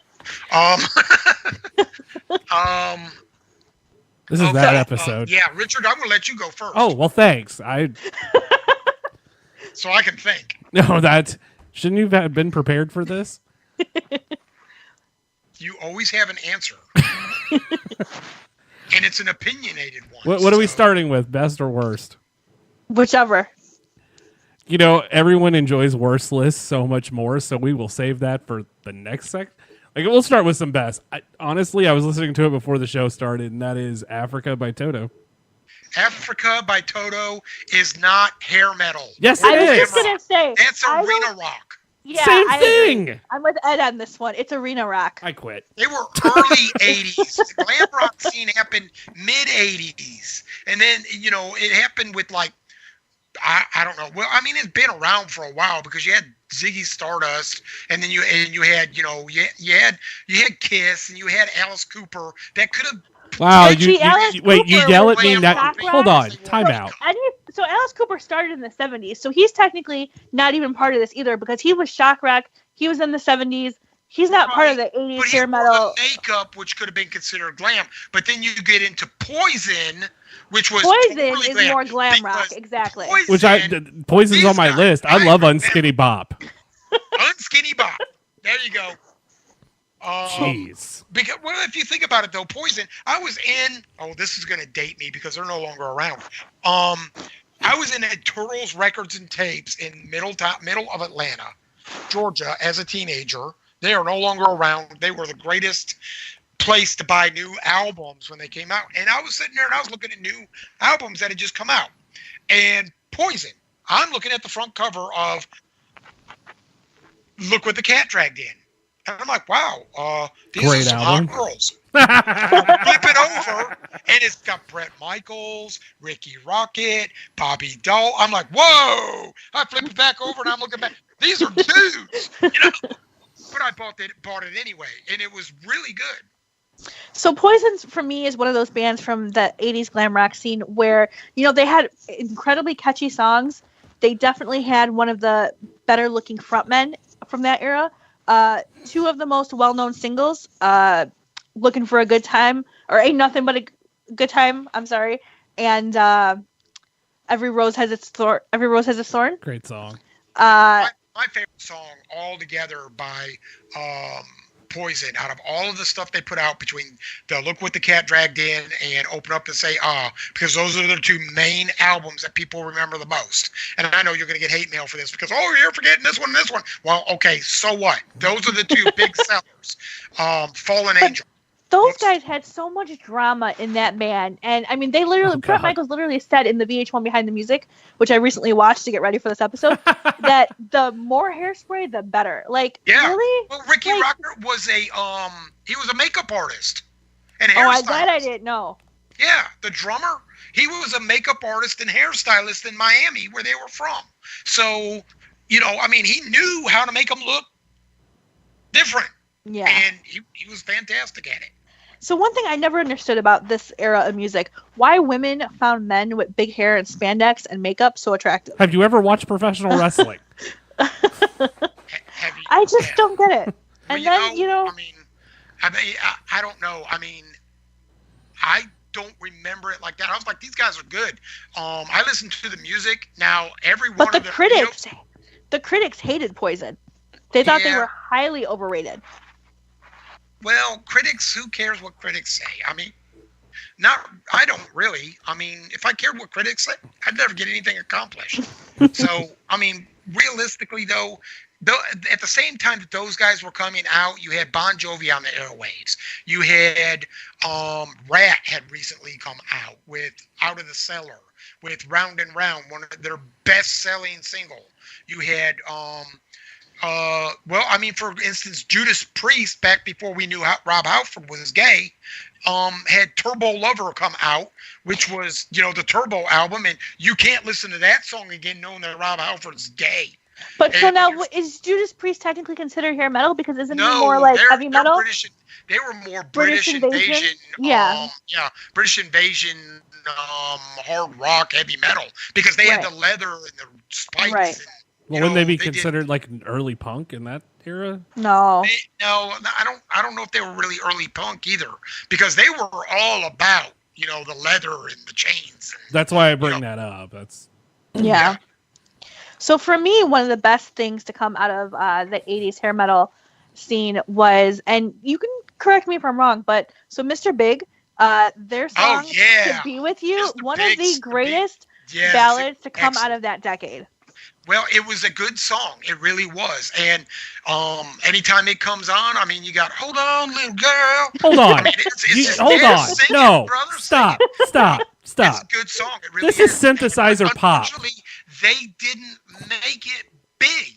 No, they didn't. They kind of fell to the wayside by other bands that were getting more popularity. Now, if you think about it, though, I would say one of the best glam rock one of the best glam rock I'm gonna still say glam rock. As far as glam rock goes, you're gonna have to go with Poison obviously was really good. So Sister was more shock rock. You think so? Because I was gonna say, when I think of glam rock, I feel like we can't mention glam rock without mentioning Twisted Sister. Like, they're probably one of the most memorable bands of that scene. We're Not Gonna Take It is iconic, but I Want to Rock is just as good. I Want to Rock? I mean, the fact that the PMRC tried to put Dee Snider on the stand. Right, I mean, he put it in Al Gore in Congress about why heavy metal and hard rock was, not satanic or whatever. Right. Children, and then they said, we're going to get the worst band in history, Twisted Sister lead singer Dee Snider, to testify. They didn't realize he had a PhD. Yep. So, I mean, they screwed themselves. Yeah. But I don't know. Motley Crue, man. Motley Crue was a glam rock. So for me, I thought Motley Crue was probably one of the more musically talented bands to come out of that time. I mean, that's all funny, around, because musically Mick Mars has gone on record as saying we only knew 4 chords when we did Shout at the Devil. I think they were the most destructive and dramatic band Ask any hotel from that owner. era, though. Well, they had notorious songs. Without mentioning the dirt and how many artists now that they were dishing dirt on are coming out and saying that never happened. I haven't watched it. I haven't read it. I don't know. I mean, I was a part of that scene, and I remember a lot of the stuff that happened back in those days. Nikki Sixx died. Like, he flat out died. He did. He had a heroin addiction, and he died. That's Neil what killed somebody. It's all about. Right, and Vince Neil killed somebody. He did. He killed the lead singer of Hanoi Rocks. Yes, because he was drunk driving. Right, he wrecked his Corvette, wrapped it around the dude. Yep. And let's not forget Tommy Lee and his sexcapades. Well, Pam Anderson was very willing to do whatever he wanted on that video, but the fact that he was married to Heather Locklear, and they were having contests, and this is true, him and Nikki Sixx were having contests, and this is where the spaghetti incident. This is a true story, by the way. The spaghetti incident by Guns N' Roses is based on a story that circulated in the tour scene back when Motley Crue would go on stage and go backstage, not shower for weeks at a time, and see how many girls would blow them. Oh, that's disgusting. One girl did that. I just tasted Chinese food. And puked up spaghetti. And that's when they came up with the name, the spaghetti incident for Guns N' Roses. I swear to God, if I go to lunch tomorrow and my mother's like, "You want to go get spaghetti?" I'm punching her. Oh my God. So there's a lot of backstories to all this stuff. I mean, and a lot of it involves cocaine. The Moscow Music Festival, what was it, 1990? Yeah. They went out to Moscow, and here's the thing: you've got several different artists that were trying to be sober on this flight, and then you got Ozzy Osbourne coming through there, who's supposed to be sober, handing out fucking heroin and coke, and here, have some of this. Take this pill and take this pill, and they're all getting stoned on the flight. So,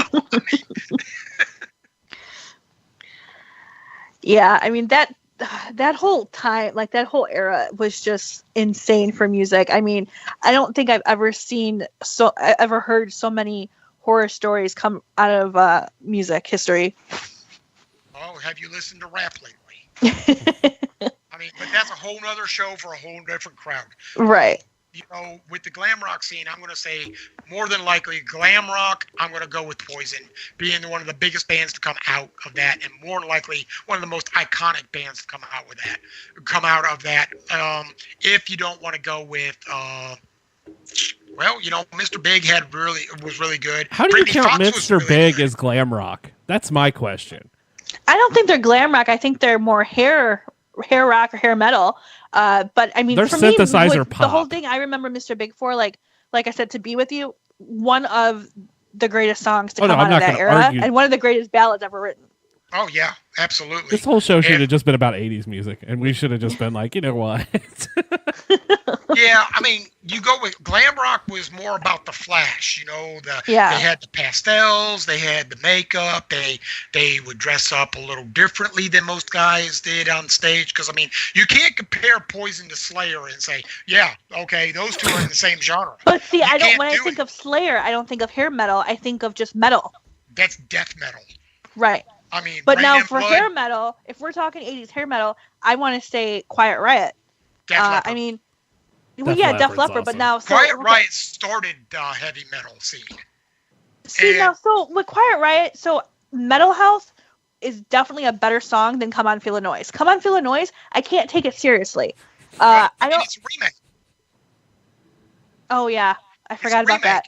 And Kevin DuBrow, the lead singer from Quiet Riot back then, has gone on record as saying that him and Rudy Sarzo and whoever their drummer was, I can't remember now. I'm drawing a blank. They went on record as saying the record company said, you're going to do this and you're going to do it now. So they got into the studio and they're getting ready to it. And then you hear that drum beat all of a sudden. And he says, and Kevin DuBrow says, well, I'm going to sing it all messed up. So maybe they'll make us say, oh, okay, we don't want you to do it anymore. And then all of a sudden it's recorded and it's their best hit. But out of all the songs that Kevin DuBrow and Quiet Riot did, they owe that whole first album and the fact that the band came together to Randy Rhoads, who went on to be with Ozzy Osbourne. Right. So, and Rudy Sarzo went on to be with Ozzy Osbourne for a while too. So, he was a fill-in sessions guitarist for a while and on tour with him for a little bit. But when the best song, where was I? Oh yeah, best song that I ever heard Quiet Riot come up with was on their Quiet Riot 3 album, and it was called The Wild and the Young. It was an awesome ballad about teenagers and how much angst teenagers go through. If you haven't heard it, check it out. I'm sure you can find a video on YouTube. Huh. Interesting. Yeah, no, I mean, for me, with Quiet Riot, it was always Metal Health and Come On Feel the Noise. Yeah. But I definitely thought Mental Health was the better of the two songs. Completely agreed. Yeah, Mental Health. Oh, yeah, absolutely. It was better out of the two. Come On, Feel the Noise. My mom, true story, we got that song on, remember Columbia House? Mm-hmm. We got a sampler album in the mail from them because we joined Columbia House. And that's the we one got a they sample say. album on it, and it had songs like 99 Love Balloons by Nina. It had Toto, Africa, which was cool. It had Love is a Battlefield by Pat Benatar. It's a great album. This is a great compilation album right now. Absolutely fantastic album. And then the very last track on that was Come On Feel the Noise by Quiet Riot. And my mom looked at how they spelled it and said, "You're not listening to this album." And I'm like, "Mom, they spelled noise wrong too." I was like 10 years old, 12 years old. What the hell did I know about anything sexual, So I'm looking at how it's spelled. I'm going, well, they spelled noise wrong too. So she took it in her room and listened to the album and realized that Come On Feel the Noise, Girls Rock Your Boys. It was about a party, even though it had some sexual innuendos. It was something that we could listen to. So that album ended up in my bedroom. And thank God it did. Because it turned on my affection for bands I'd never heard of. I'd never heard of Nina. I'd never heard of Pat Benatar at the time. We allowed 1 hour of MTV a day because it would rot our brains. And we were supposed to watch wholesome stuff or watch cartoon. Well, it was not Cartoon Network, but USA Cartoon Network, and because that's what it was back then. You had USA Saturday cartoons all day long and Sunday cartoons all day long. You had the Space Ghost, Coast to Coast. I mean, there was all kinds of cartoons on USA at the time, so we were allowed to watch that. I was more, the after school kind of person, but I was listening to that album, and it prompted me to start listening to more rock and roll, which I bought my first album from Columbia House, which was ZZ Top's Eliminator. Nice. My brother bought Van Halen 1984. Now, to go right off the deep end there, I went and bought Kenny Rogers' Greatest Hits the very next time. That's at a totally other end of the spectrum. Yeah. So we mentioned Def Leppard. With them, I like Def Leppard a lot, but for me, Pour Some Sugar on Me is their cheesiest song. Oh, it's the ultimate stripper song. Yeah, absolutely. It immediately makes me think of Coyote Ugly, the movie. I prefer songs like Photograph, Armageddon It, Bringing On the Heartache. That's the Def Leppard I prefer. Two Steps Behind is my very favorite song by Def Leppard. Okay. And it was not on the Hysteria album. It was not on the Pyromania album. And the Pyromania album was the first one I ever got. So I got to listen to Def Leppard before Rick Allen lost his arm. And then Which was a really sad incident. Well, they were doing an interview on VH1 Behind the Music, and Rick Allen was like really upbeat about this. And Def Leppard's Joe Elliott, and at the time when Steve Clark was still alive, and then they had Phil Collen in there, and they were all talking. They're like, "What are we gonna do? I mean, the band's over. We just lost our drummer." Mm-hmm. And Rick Allen's in the hospital, and he's like, "Hey guys, when are we going to get back together in the studio?" They're like, "You lost your fucking arm." And he goes, "No, I've figured it out." He had an engineer there, and he was figuring out how to make an electric drum set. He goes, "Well, I figure I lost my right arm. but I still have my right leg. I can make my right leg do what my right arm would do. And I'm like, or was it his left arm? Either way, I was like, this is freaking awesome. I wish I had that kind of money because I'm missing a left leg and I used to play drums. Yeah, I mean, it was absolutely insane. Like, he completely just reinvented himself and how he played the drums. It was really inspiring. I have seen Def Leppard 5 times since Rick Allen lost his arm. And I saw him 3 times in Atlanta, and when I was living in Atlanta, and all of them during a Hysteria tour. And, you know, it's... and watching him do his solos still are pretty good because they used to call him the Thunder God. Yeah. And he was fantastic on drums when he did solos, but now because he has to rely on some electronics to do it, he still kicks the shit out of them drums. Yeah. So, I mean, props to Rick Allen for coming back and doing it his way. I mean, yeah, absolutely. But yeah, Def Leppard is one of my favorite British Invasion hard rock bands. Absolutely, hands down. I mean, I know all their songs, love all their songs, sing along with them in the radio, on the radio. I mean, know them all by heart, have them all, and they come out with a new album, I'll buy it. I mean, they just released something, and I have yet to get it. So it's a collection, but I mean, I've got Vault, I've got all of their other greatest hit stuff, and it's just a rehash of everything like everybody else does to make money in between albums, whatever. The record company probably did it, but I've always loved Def Leppard. I always thought that they were great, and I always will. Yeah. For me, my favorite band to come out of the 80s, and you guys might disagree with whether or not they qualify as arena rock or 80s hair metal or 80s hair rock, whatever, but Bon Jovi, my personal favorite. One of the most talented bands from that time. John Bon Jovi's group with Richie Sambora and all that. Fantastic. So talented. Fantastic to watch live.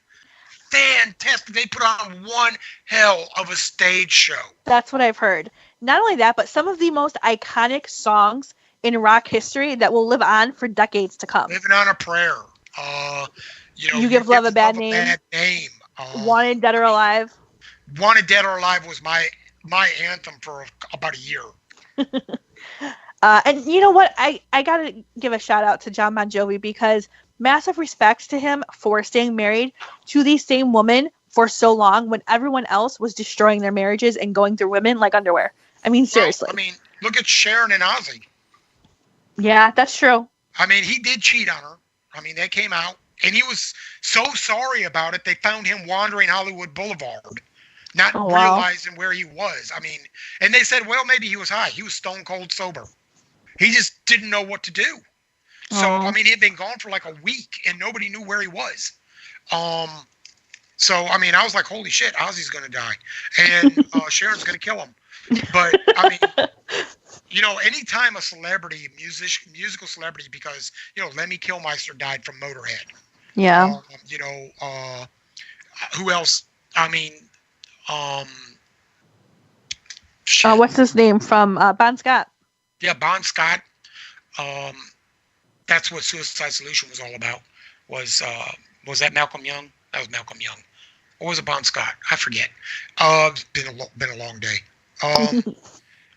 But I mean, all these musicians that have died, like lead singer from Soundgarden going, Chris Cornell, and then, Chris Cornell, and then you've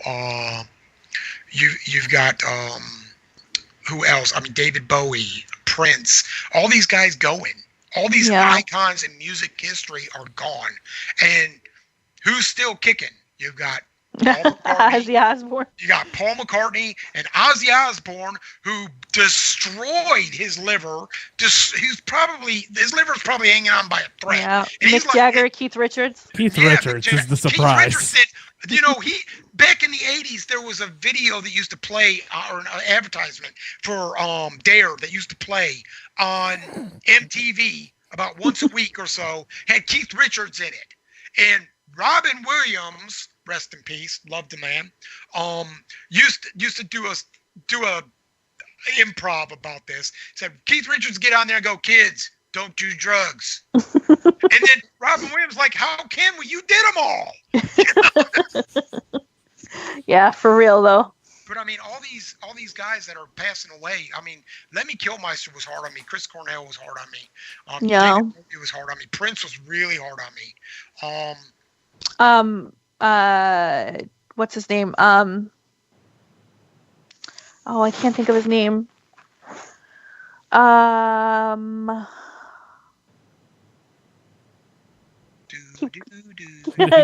keep talking, guys. It'll come to me. George Michael. George Michael. Oh yeah, he passed away, and I was like, damn, that sucks ass, because I really loved everything he did through the 80s. I mean, faith was incredibly important to me growing up. Mm-hmm. And, you know, I didn't care that he was bisexual. I didn't give two shits. Women wanted him, men wanted him. Okay. I didn't want him. I wanted his music. I thought he was a good looking guy. I was like, this dude's fucking attractive. But, you know, I mean, I Want Your Sex. That was a damn great song and video. You know, I mean, I like George Michael. I thought George Michael was great. Prince was fantastic. I mean, right after Prince died, I watched Purple Rain like 10 times. Yeah. See, I was never a huge Prince fan. I appreciated the talent, the undeniable talent that he had. I was never a huge fan of the music. Purple Rain was probably my least favorite song in all of music. That was the worst song on the whole entire freaking album. Yeah. Anytime I've ever seen Darius Rucker or anybody for that matter cover Purple Rain, I have to tune out. I just can't stand that song. He actually does a very good job. He does. It's just I just don't like the song. Yeah, well, I can understand that. Again, send your hate mail. Prince was not really as much a lyricist as he was a guitarist. Right. He was a musician, and he was flamboyant on stage. Mm-hmm. So, I mean, that if you went to a Prince concert, you were going for the stage show. Kind of like if you go to a Bon Jovi show, you're going for the stage show and the music. Now, yeah, absolutely. 80s and early 90s, when I was going to Bon Jovi concerts, I was going because all the girls were going. I mean, I ain't gonna lie to you. I was a horn dog back then, and I mean, I was going because there was a good chance that this teenage boy was gonna get to see boobs. So, you know, I mean, it's like going to a Motley Crue show. There was always boobs everywhere. Yeah, I think that was just a given at any rock show during that time. Oh yeah, well, hey, country music too. I mean, it was there. I don't know about that. Manda, I don't think you're as old as I am. No, I'm probably not. But I mean, you would be surprised at how many boobs came out for old Bo Cephas while he was on stage. Yeah, that's true. I mean, because everybody knew all his rowdy friends were coming over tonight, you know? Well played. You know, Miss Alabama just walked through the door, you know? So another outstanding band that I thought that came out of the 80s hair metal glam rock scene was Whitesnake. David Coverdale has one of those most incredible voices. He still does. Yeah. I mean, he's touring now, doing small shows around the country as David Coverdale. Now, one of the things about the Whitesnake album, self-titled album, in the Still of the Night album, that were so iconic, wasn't even the exploitation of his wife, Tawny Kitaen, all over the Jaguars in the video, Here I Go Again. Yeah. It was his hair. He had the best heavy metal hair in the entire industry. Yeah, I can see that. With the exception of possibly two others. You had Bret Michaels. Nope. Oh. Sebastian Bach from Skid Row. Oh, okay. And George Lynch, the lead guitarist from a little known band that was did Lynch Mob, but before then he was in Dokken. Yes. George Lynch had hair. I had hair like George Lynch. I went in to the hairstylist after I grew it out and said, I want the George Lynch. And the girl knew exactly what I was talking about. That's hilarious. because she was in heavy metal too. So she knew exactly what I was talking about. And I had the George Lynch hairstyle. Came to school the next day. People were like, "Whoa, your hair looks badass." I was like, "I know." George Lynch cut. Here I go again. I know it's gonna sound cheesy, but like, I think that's one of the most iconic songs in rock music, and I love the sentiment behind it. You know, it's got the lyric, "Just another heart in need of rescue." I mean, come on. How relatable is that to any of us? Seriously. There is if you've never heard of this guy, and many of you probably haven't, he was discovered by John Bon Jovi, and he was, I found out about him through my ex-wife, which was incredible because the music is fantastic, and he did not make but like 1 or 2 albums. Mm-hmm. And he has a song that was co-wrote by Dionne Warwick called Does Anybody Really Fall in Love Anymore? The man's name is Kane, Kane Roberts. Fantastic song. Listen to it. It is iconic. John Bon Jovi should have sang it himself, but I don't think he would have done it justice. Huh. It is God Mighty is a great song. And I'll have to check that out. Yeah, you should. It is, and let me know what you think about it. Another group that my wife, when she heard it, she wanted it in our wedding. Another group that is not very well received, not very well known, was Kingdom Come. And they had a song called What Love Can Be that was equally on par with Here I Go Again. But because they didn't get the radio play, MTV only played them once in a while, they didn't have very good marketing, they went into obscurity. That song is one of my all-time favorites because of the very first 2 lines in it are just so emotional, and they grab you right from the minute he starts the song. I mean, it sounds like the guitar is a saxophone, which is big with me. I mean, he said the lead guitarist that makes that guitar sound like a saxophone, and that's impressive. Flat out awesome song. When Kendra heard it, because I was listening to it, and she goes, wait, whoa, what song is that? I go, I'll rewind it for you. I restarted the song, and she goes, that is a sexy song. I go, well, we were trying to come up with music for our wedding. She let me come up with all the music for our wedding. She had the wedding march, which her wedding march she marched to. I can't remember who sang it, but it was 10,000 Steps, 10,000 Years. Oh, by Christina Perri.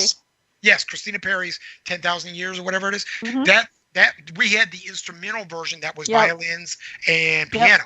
It's a beautiful song. Yeah, and she marched to the altar in that. Now, one of the songs that we played when we were dancing, for our first dance as husband and wife, which I made into 2 dances because I was thinking like that. The first song was World of Flame by In This Moment. Okay. And I had the DJ play What Love Can Be by Kingdom Come. Nice. And she was like, I can't believe you did this. I go, I know you love this song. So, and I made sure that was played.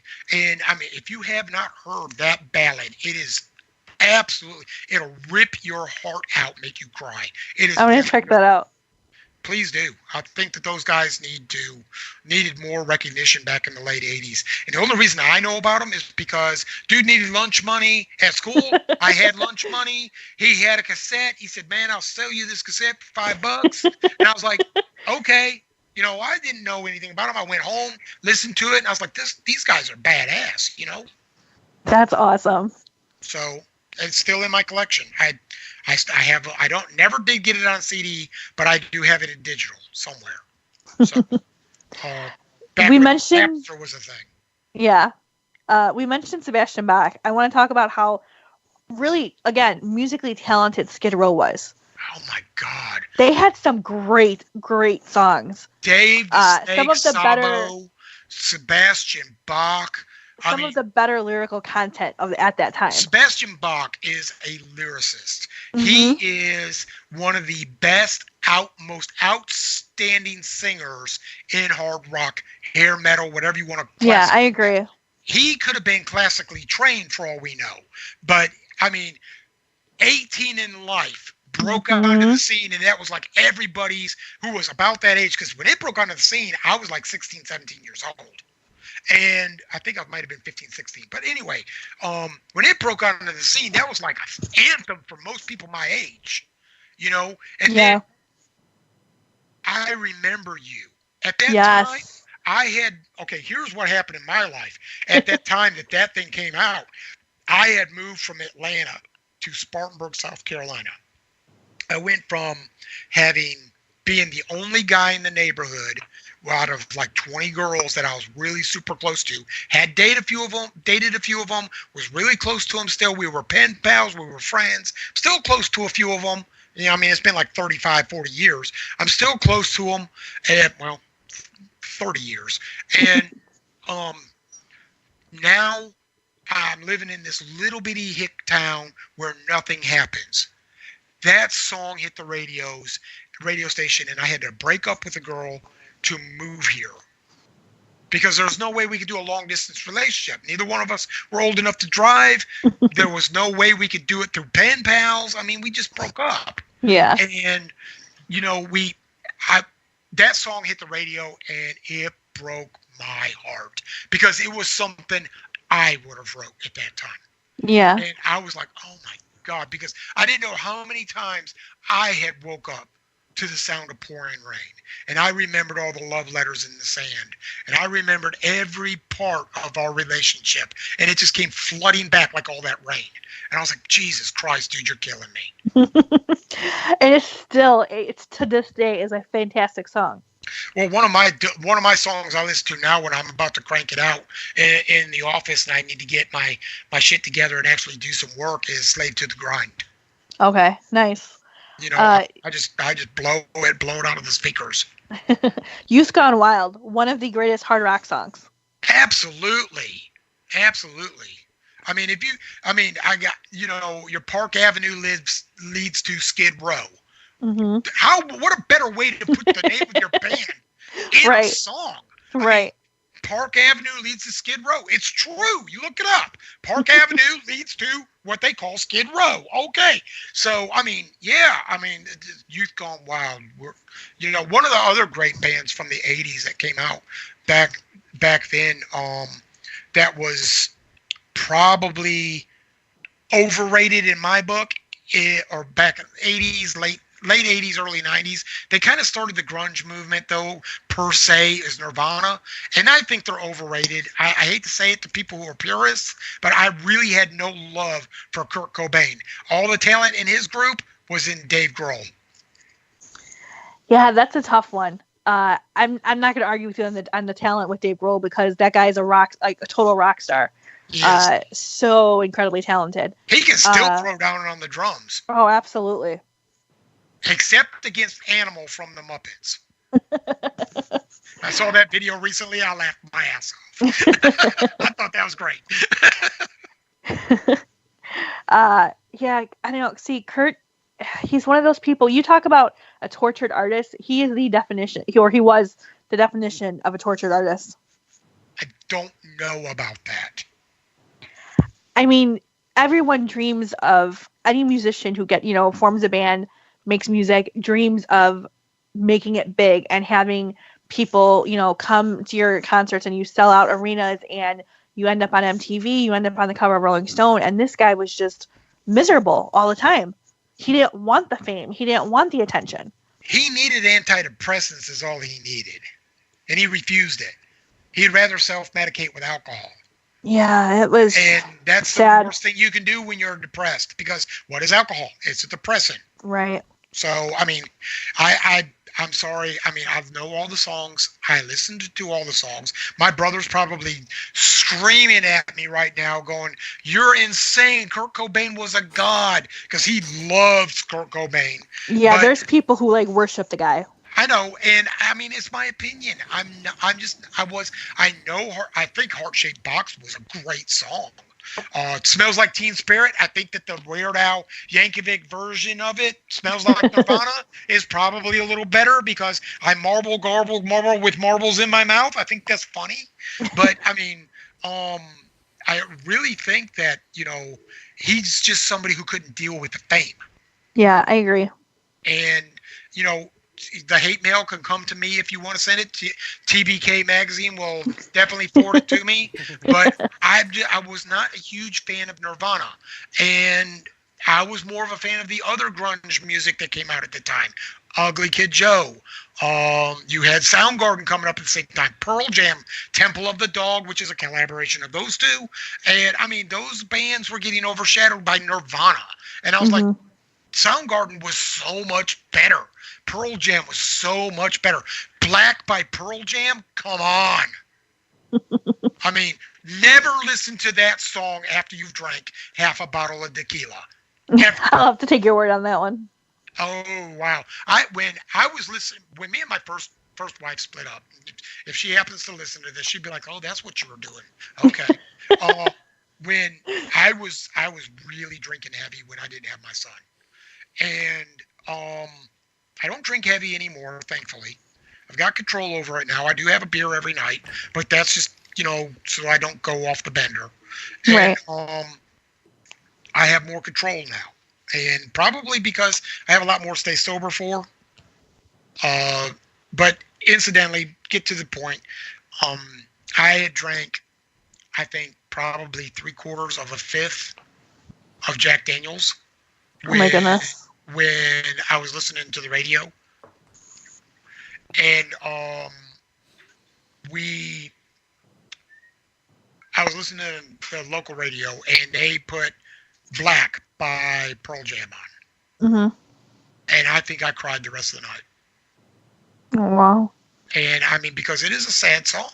And then right after that, them assholes played Offspring, So Far Away. Gone Away? Which is a tear-gut-wrenching song because it's about the dude losing his girlfriend to death. Come on. Yeah. So, he would trade places with her in a heartbeat. Yeah. And, you're talking about Gone Away, right? Yeah, Gone Away. That's yeah. Yeah. And, that song was just like, oh my God, seriously? Gotta love those radio DJs. Yeah, well, the dude, I know the guy. His name is Twisted Todd, and I think I called him up and cussed him out later on. I'm sorry, I know that's not funny, but hearing the story now is funny. Todd would remember. He might remember. He's a bassist for a local band too that my brother knows real well. So that's how I met him. He's a great guy. I could call him up and say, "Hey, dude, why don't you play this?" And he'd be like, "Yeah, man." And then they'd ask me, "Why don't I have any new demos from your brother?" I'm like, "I don't know. Call him." So bringing it back to our 80s hair metal glam rock scene, another band that I thought was kind of overrated, with the exception of one song, was Warrant. Oh man, come on! Cherry Pie, come on, guys. Cherry Pie sucked. Cheesy and overrated. But yes. Heaven was a great song. Oh man, got a picture of your house. Yeah, I love that song. Yes. It's one of those songs that haunts you too. Definitely. I have to agree with that. There was a lot of good music on those albums, though. It wasn't just Heaven. They had other ones. Now, if you're going to bring up Warrant, you got to bring up White Lion. Okay, now there's one I almost forgot about. Yeah, White Lion. People remember them from the Pride album, mostly. But did you know that White Lion was the band that played in the movie with Tom Hanks and Shelley Long called The Money Pit? Oh, really? Yes, it was White Lion that was on stage playing, and then played at their wedding at the end of it. And Pride was a very good album. You had When the Children Cried. You had Little Fighter, which was about the ship that got shot by a cruise missile by Libya. The USS John Paul Jones. Okay. I think it was. Might have been the USS Paul. No, USS John Paul Jones, because USS Paul, which my uncle was on, scuttled that ship back to Jacksonville, Florida. So, yeah, it was the USS John Paul Jones, had a missile go through the side of it and damn near sank, which sent the United States across the line of death. But that's what that song was about. It's called Little Fighter. And, they had all kinds of great songs. Just didn't get any radio play. Right. Another band that I didn't think was super impressive was Cinderella. They had one or two great songs. Right. You had Don't Know What You Got. Don't Know What You Got Till It's Gone. You had Nobody's Fool, Shake Nobody's Me. Fool. You had, what was the other one? I'll take the high road, you take the low road. Okay. They had a couple of great songs, but their album that sticks out with me is the one that had Don't Know What You Got Till It's Gone. I mean, they were trying to compete with Aerosmith, and Aerosmith's been around since the 70s. You're not going to compete with them. Right, yeah, absolutely. And then there was Firehouse. Firehouse, God, that brings back memories. I love Firehouse. Firehouse, wow. Well, I mean, Europe. They had Carrie, The Final Countdown. So that was going to be one of my questions. Was I didn't know if you considered Europe a hair metal or glam rock band. I think they're more hair metal than glam rock. Okay. Because one of the iconic things about hair metal was all the people in the band had this big poofed up hair. And the lead singer from Carrie, I can't remember his name right offhand, or from Europe, can't remember his name right offhand, he had a perm. Oh, wow. So, yeah, I would say that more than likely he would be a hair metal band. And then, so would you also consider bands like the Scorpions, Night Ranger, Survivor, Foreigner? Night Ranger was around a lot longer than people think. They were around in the early 80s because they were around with 38 Special, Bob Seger, all them. And 38 Special is a band that is very underrated. 38 Special is an awesome band. Yeah. And Night Ranger, 38 Special, those are remnants of other bands. I mean, if you think about it, the Van Zant brothers that were in Skinner. Some of the Van Zant brothers were in 38 Special. And then, but if you're going to bring in 38 Special and Night Ranger, you got to bring up Foreigner. Right, and that's what I'm saying. I didn't know if you considered them to be like an arena rock band or a hair metal band. Okay. They're arena rock. Scorpions you talk about a band that's got some like a huge catalog. I mean, Foreigner's got some hits. Oh yeah, I mean, Fire and Ice, Hot Blooded. I mean, just about anything off the Hot Blooded CD, or back in the day it was the 8-track. I mean, they just. I Want to Know What Love Is. Some of their newer stuff from the 90s. Yep. I mean, those guys were great. And Foreigner was a band that was just as iconic as a soft rock group called Chicago. Yeah, Chicago is one of probably my mom's all-time favorite band ever. So I can tell you, tell your mom that she's in good company. I love Chicago. Anything off of Chicago 16, 17. Yeah, fantastic. Yeah. I grew up on Chicago, so I'm very familiar with their catalog. Yeah, they were fantastic. I'm telling you, nobody knows how to write a love song like Chicago. I'm sorry? Nobody knows how to write a love song like Chicago. No. Well, Bryan Adams does. Oh. Yeah, but I mean... Bryan Adams, I would say... Well, Peter Cetera was in Chicago, so obviously he was. Let's see, who else could? Sting. Did he really have that many love songs though? Well, not when he was with the Police, but on stuff after the Police. Yeah, it's but more. That was. Okay. Well, Michael Bolton. Okay, yeah, Michael Bolton was another. Michael Bolton used to be a hard rocker. That I did not know. Yeah, you can look it up. He was in he was a hard rocker back in the day. Now, here you go. If you want to talk one-hit wonders, Sheriff. Yep. They later changed their name to Bad English. Oh, yes. That was When I See You Smile, correct? Yes. Yeah. For a girl that I was dating at the time, I stole that cassette from Turtles Records and Tapes for her. Because I didn't have enough money. I had like $10 on me. She really liked it. She wanted the song, so I put it in my pocket and walked out. Smooth move. I almost got caught. Yeah. The things we do for love. Gave it to her, and she goes, "I can't believe you stole that." I go, "Did it for you." She goes, "I can't believe you stole that. I don't date beads." I'm like, "What?" Let me have my tape back. Oh my goodness. We stayed together another 6 months, but I mean. Yeah. Survivor. They had some great songs. Now you're getting into Richard's favorite stuff. Yeah, Survivor was awesome. And he's been awful quiet for like last hour. Hasn't he though? I've tried chiming in. I've just given up. We haven't heard you try to chime in. Yeah, no, I have. I just got talked to. It was cool. I'm good. Okay. I'm sorry. No, Survivor, yeah, great. I mean, I had the Tiger from Rocky. That was not their only great hit, though. I mean, come on, Richard, what's their other great hits? Oh, my phone's dead. Like, I have no, I can't check on the computer now. I've lost all my ways to check. Oh no! So Survivor had "Caught Up in You." Oh God, what a great song! They had "High on You." Yep. And "Caught Up in You" was 38 Special. I'm sorry. "High on You" was Survivor, and what was the other one? Oh, hang on. Now I have to pull it up on my phone because I can't think of it off of the top of my head. Oh, give me a moment. I hate dead air. It happens. Yeah, no, this is on me. It up right now either. Survive. That's the ones I remember the most. Okay. "High on You," "I Can't Hold Back." Yeah, that was a good one. And then "The Search Is Over." Search Is Over, yeah. Yes. Damn, I can't believe I forgot that one because that was such an iconic song when it came out. Mm-hmm.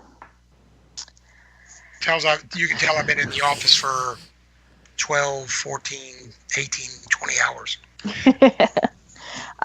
Another thing that I remember about when you mentioned VH1 Behind the Music, and so when you got Dee Snider talking about it, they talk about ballads and how, you know, at that time, like, it got to a point where every band was putting out like at least one or two ballads on their albums, and he's like, "Oh yeah, thanks Extreme," because Extreme was like the first band to do an unplugged song, and it was more than words, which is an amazing song. It is an amazing song, and Nuno Betancourt, the guitarist from Extreme, was by far at the time one of the best guitarists in mainstream rock. He threw down on Flight of the Wounded Bumblebee, and no, everybody listening, he did not use a digital delay. I disagree with the fact of the ballads in More Than Words, because More Than Words came out in 1990. Are you sure it was 1990? 100%. Late 89? 1990. When was it recorded, though? I don't know, but I know it came out in 1990. Okay. Because I know there were more ballads before that song came out. Oh yeah. I mean, well, yeah, if you want to talk ballads from the 80s, "Home Sweet Home" and the greatest ballad of the 80s. "Home Sweet Home" is Motley Crue's best song, in my opinion. Understatement. No, it is not. Yeah, I think so. "Home Sweet Home" is one of their best ballad songs, but I would have to disagree and say that their best ballad is "All I Need." No, I'm not saying their best ballad. Their best song in general. I love "Home Sweet Home." "Home Sweet Home" is probably one of their best songs ever. That depends on what you want to listen to by Motley Crue at the time, though, because there are songs like "Girl, Don't Go Away," just "Don't Go Away, Man, Just Go Away," which is a very, very funny song. And then you got "Kickstart My Heart," which is about the heroin addiction and the bringing back to life of Nikki Sixx, and "Girls, Girls, Girls," which was just flat out insane because I had been to some of those strip clubs, and I was like, "Whoa, he's talking about tattletales in Atlanta. I've been there." and the video for it was great. "Wild Side" is a very good one because it talks about, all the sins of mankind. And I mean, "Smoking in the Boys' Room," which is a remake, "Shout at the Devil," which is a remake. And I mean, they did some very iconic stuff, and they were considered glam rock, heavy metal, or hard rock at the time. So, I mean, you didn't really know if they were glam rock one minute and hard rock the next, or they were going to be, with their devil worship music. Look how they're dressed. They're talking to shout at the devil. Yeah, listen to the lyrics. Rise up and shout at the devil. I mean, it was just, they had pentagrams, they had crosses, they had all 9 yards, but it was just for the scene. Yeah. It sold albums to kids. Because, I mean, everybody thought that Ronnie James Dio was, when he come up with Sacred Heart and Last in Line. Last in Line was one of my favorite songs from that era. We'll know for the first time if we're evil or divine. We're the last in line. That's the very best part of that entire song. And then when you get into Sacred Heart, you can listen to other songs that were a little more in depth with the whole satanic thing.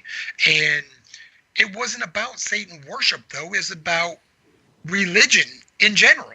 Right.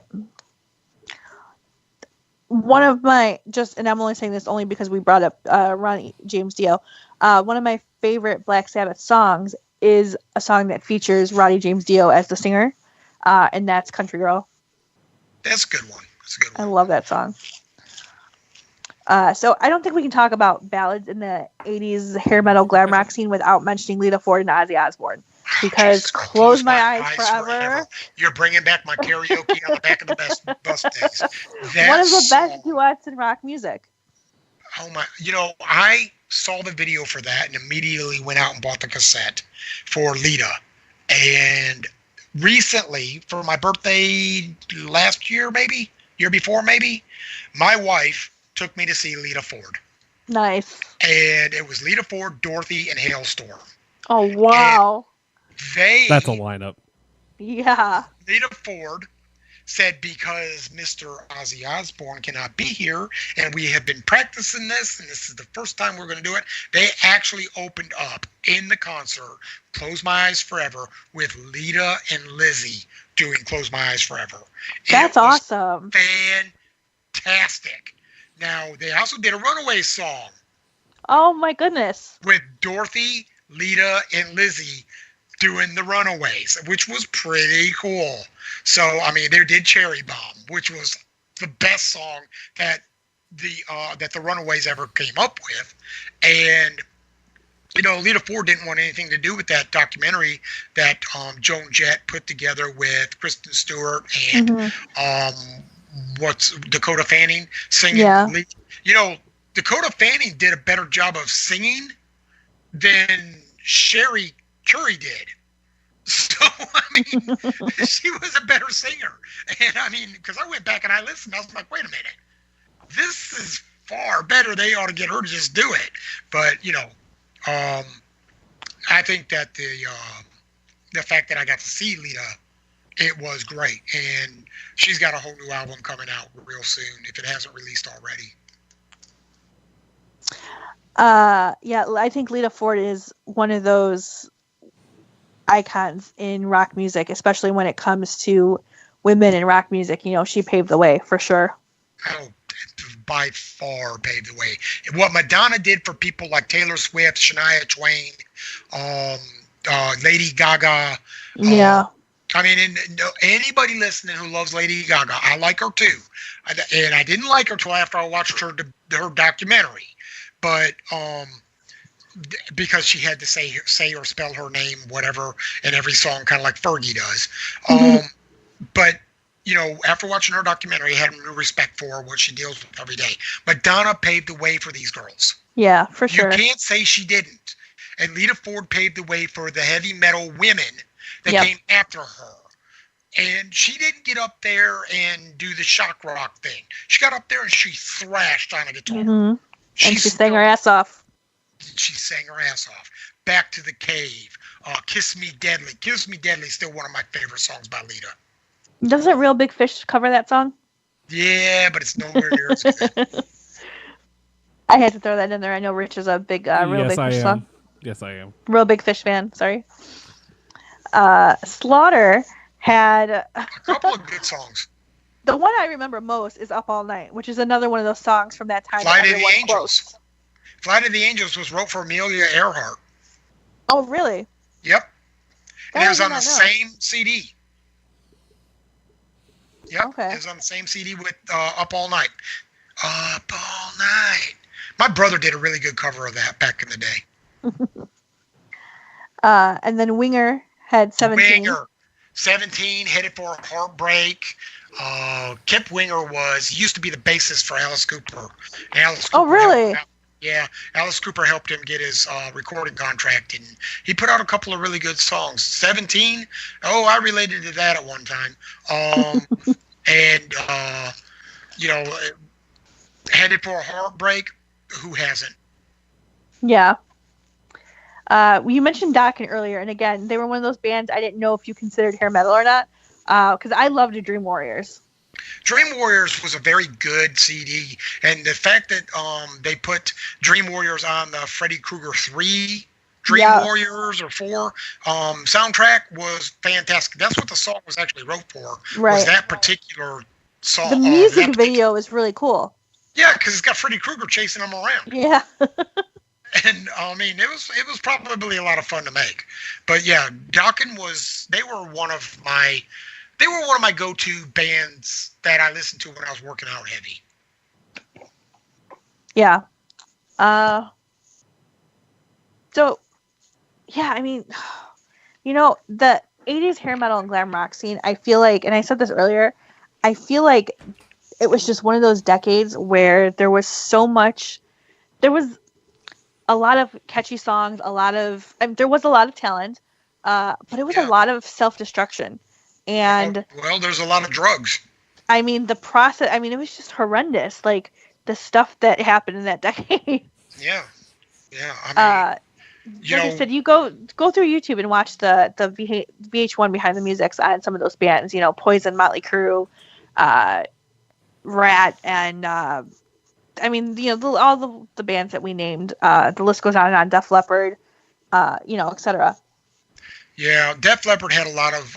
They didn't really have as many drugs as they did alcoholics in their group.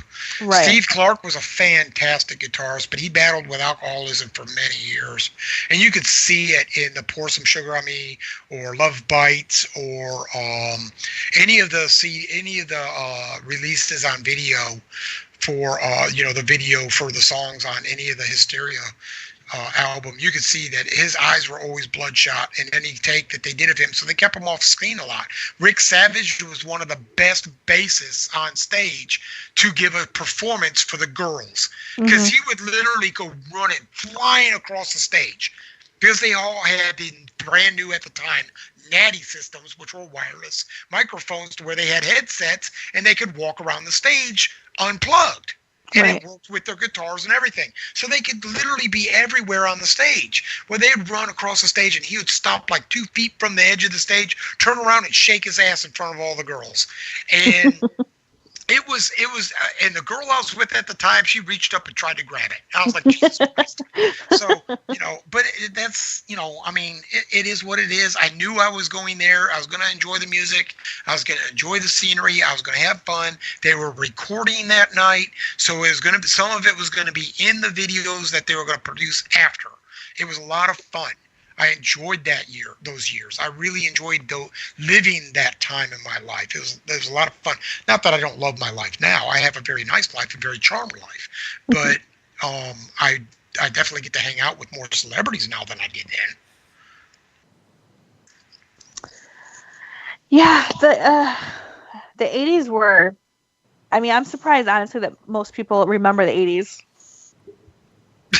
With all the drugs? Yeah. Yeah, exactly. And this segment's been brought to you by cocaine.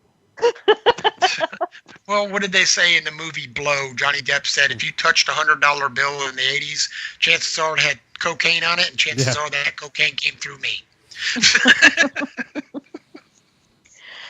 So that's everything I have for the best and worst of the 80s hair metal and glam rock scene. We didn't really go into the worst. We talked a lot about the best. I think you might have to save the worst for another episode. I think so too, because we've been on the air for how long? 2.5 hours. Wow, Rick, are you going to be able to upload this? Oh yeah, no, that's not an issue. Okay. Uh, Yeah, I mean, we can definitely do the worst, and that'll give me more time to prepare. Yeah, I mean, I kind of mixed stuff in. I mean, for me, it was kind of.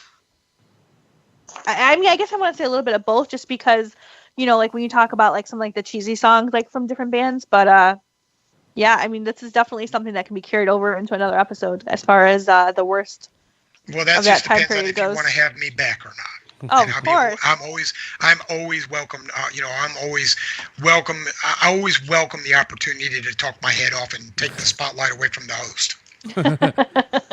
Well, Ask Rich, he'll tell you. I always welcome anyone with musical knowledge. So you are definitely welcome back on the show. Yeah. I certainly appreciate that. I mean, I know I soaked up a lot of people's time. I hope they listen all the way through. I hope that you metalheads out there that are listening aren't too pissed off at me for, bashing on Nirvana. I listen to a lot of different things. I just never really was a big Nirvana fan. But I mean, I'm still a Slayer fan. I still listen to Megadeth. Horns up, people, Yeah, so...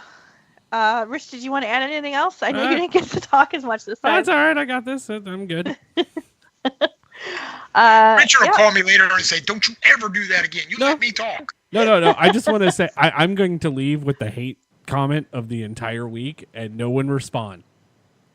No one respond? No one respond to this. Let's save this for this next one you guys do. Okay. Sammy Hagar's Van Halen's overrated. Go ahead. Oh, I'm a Hagar fan. Van Hagar. Yeah, Van Hagar. My buddy Daniel is rolling over right now going, I need another beer on that one. He can't stand Van Hagar. I can't either, so.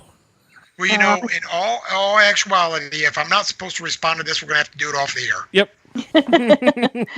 So I hope everyone enjoyed this episode, especially if you're a metal fan, you're going to want to tune into this. And next week, we're going to have more new music, and our feature segment next week, we're going to be talking to vinyl collecting. So if that's something that interests you, definitely tune in again. Go and check out our socials, tbkmagazine.com. And before you go any further, can you hype what else is happening for the show this week? Can you talk about that? So we do have our first artist interview coming up. I was going to kind of keep that a slightly bit of a surprise. No, here's the thing. Tell them now, make them come back. So it's going to be a bonus episode since I had basically almost next month full and scheduled for guests on the show, which is awesome. So what we're going to do is we are going to have a bonus episode coming up within the next few days just for this artist interview. And should I tell them who it is? Yes. I mean, you can. I feel like it might bring people back. Oh, holy shit! This person's gonna be on. Yeah, come on.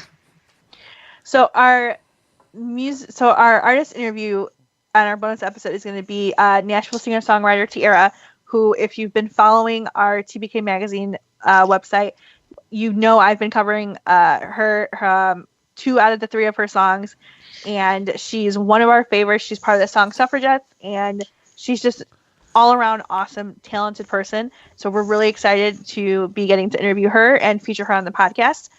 She's got a new music video coming out tomorrow, so we will be putting that up. No joke. We will be. Yes, that's a big part of why we're doing the interview. Oh wow, I didn't even know that. So we will keep an eye up. It's pretty bad on... when the producer doesn't know. I don't get told anything. I kind of keep him out of the loop a little bit. He's used to that. So does his wife. Yeah. So keep an eye on the Striking a Chord Facebook page, where I'll be posting all the new music that's coming out and new music videos, and and follow us on the Striking a Chord Instagram, which is just at Striking a Chord. And if you want to let us know how you think we're doing, if you have any questions, comments, feedback, hate mail, whatever it is, strikingachordofficial@gmail.com. You can send it straight to me. Otherwise, you can email Richard at Well, you can go to the website. tbkmagazine@gmail.com? Well, yeah, you can do that, or you can go to the website and use the little contact form, and I'll get it that way too. There we go. So, and most importantly, go on Apple Podcasts or Spotify, wherever you listen to your podcast. Rate, give us a comment, leave us a review. If it's on Spotify, it's all the shows together, just letting you know. Okay. Yeah. Well, then. Either way, let us know what you think somehow, some way. Leave us a review. Share us with your other friends who like music podcasts and all that. And try not to make all your emails about how much you can't stand me.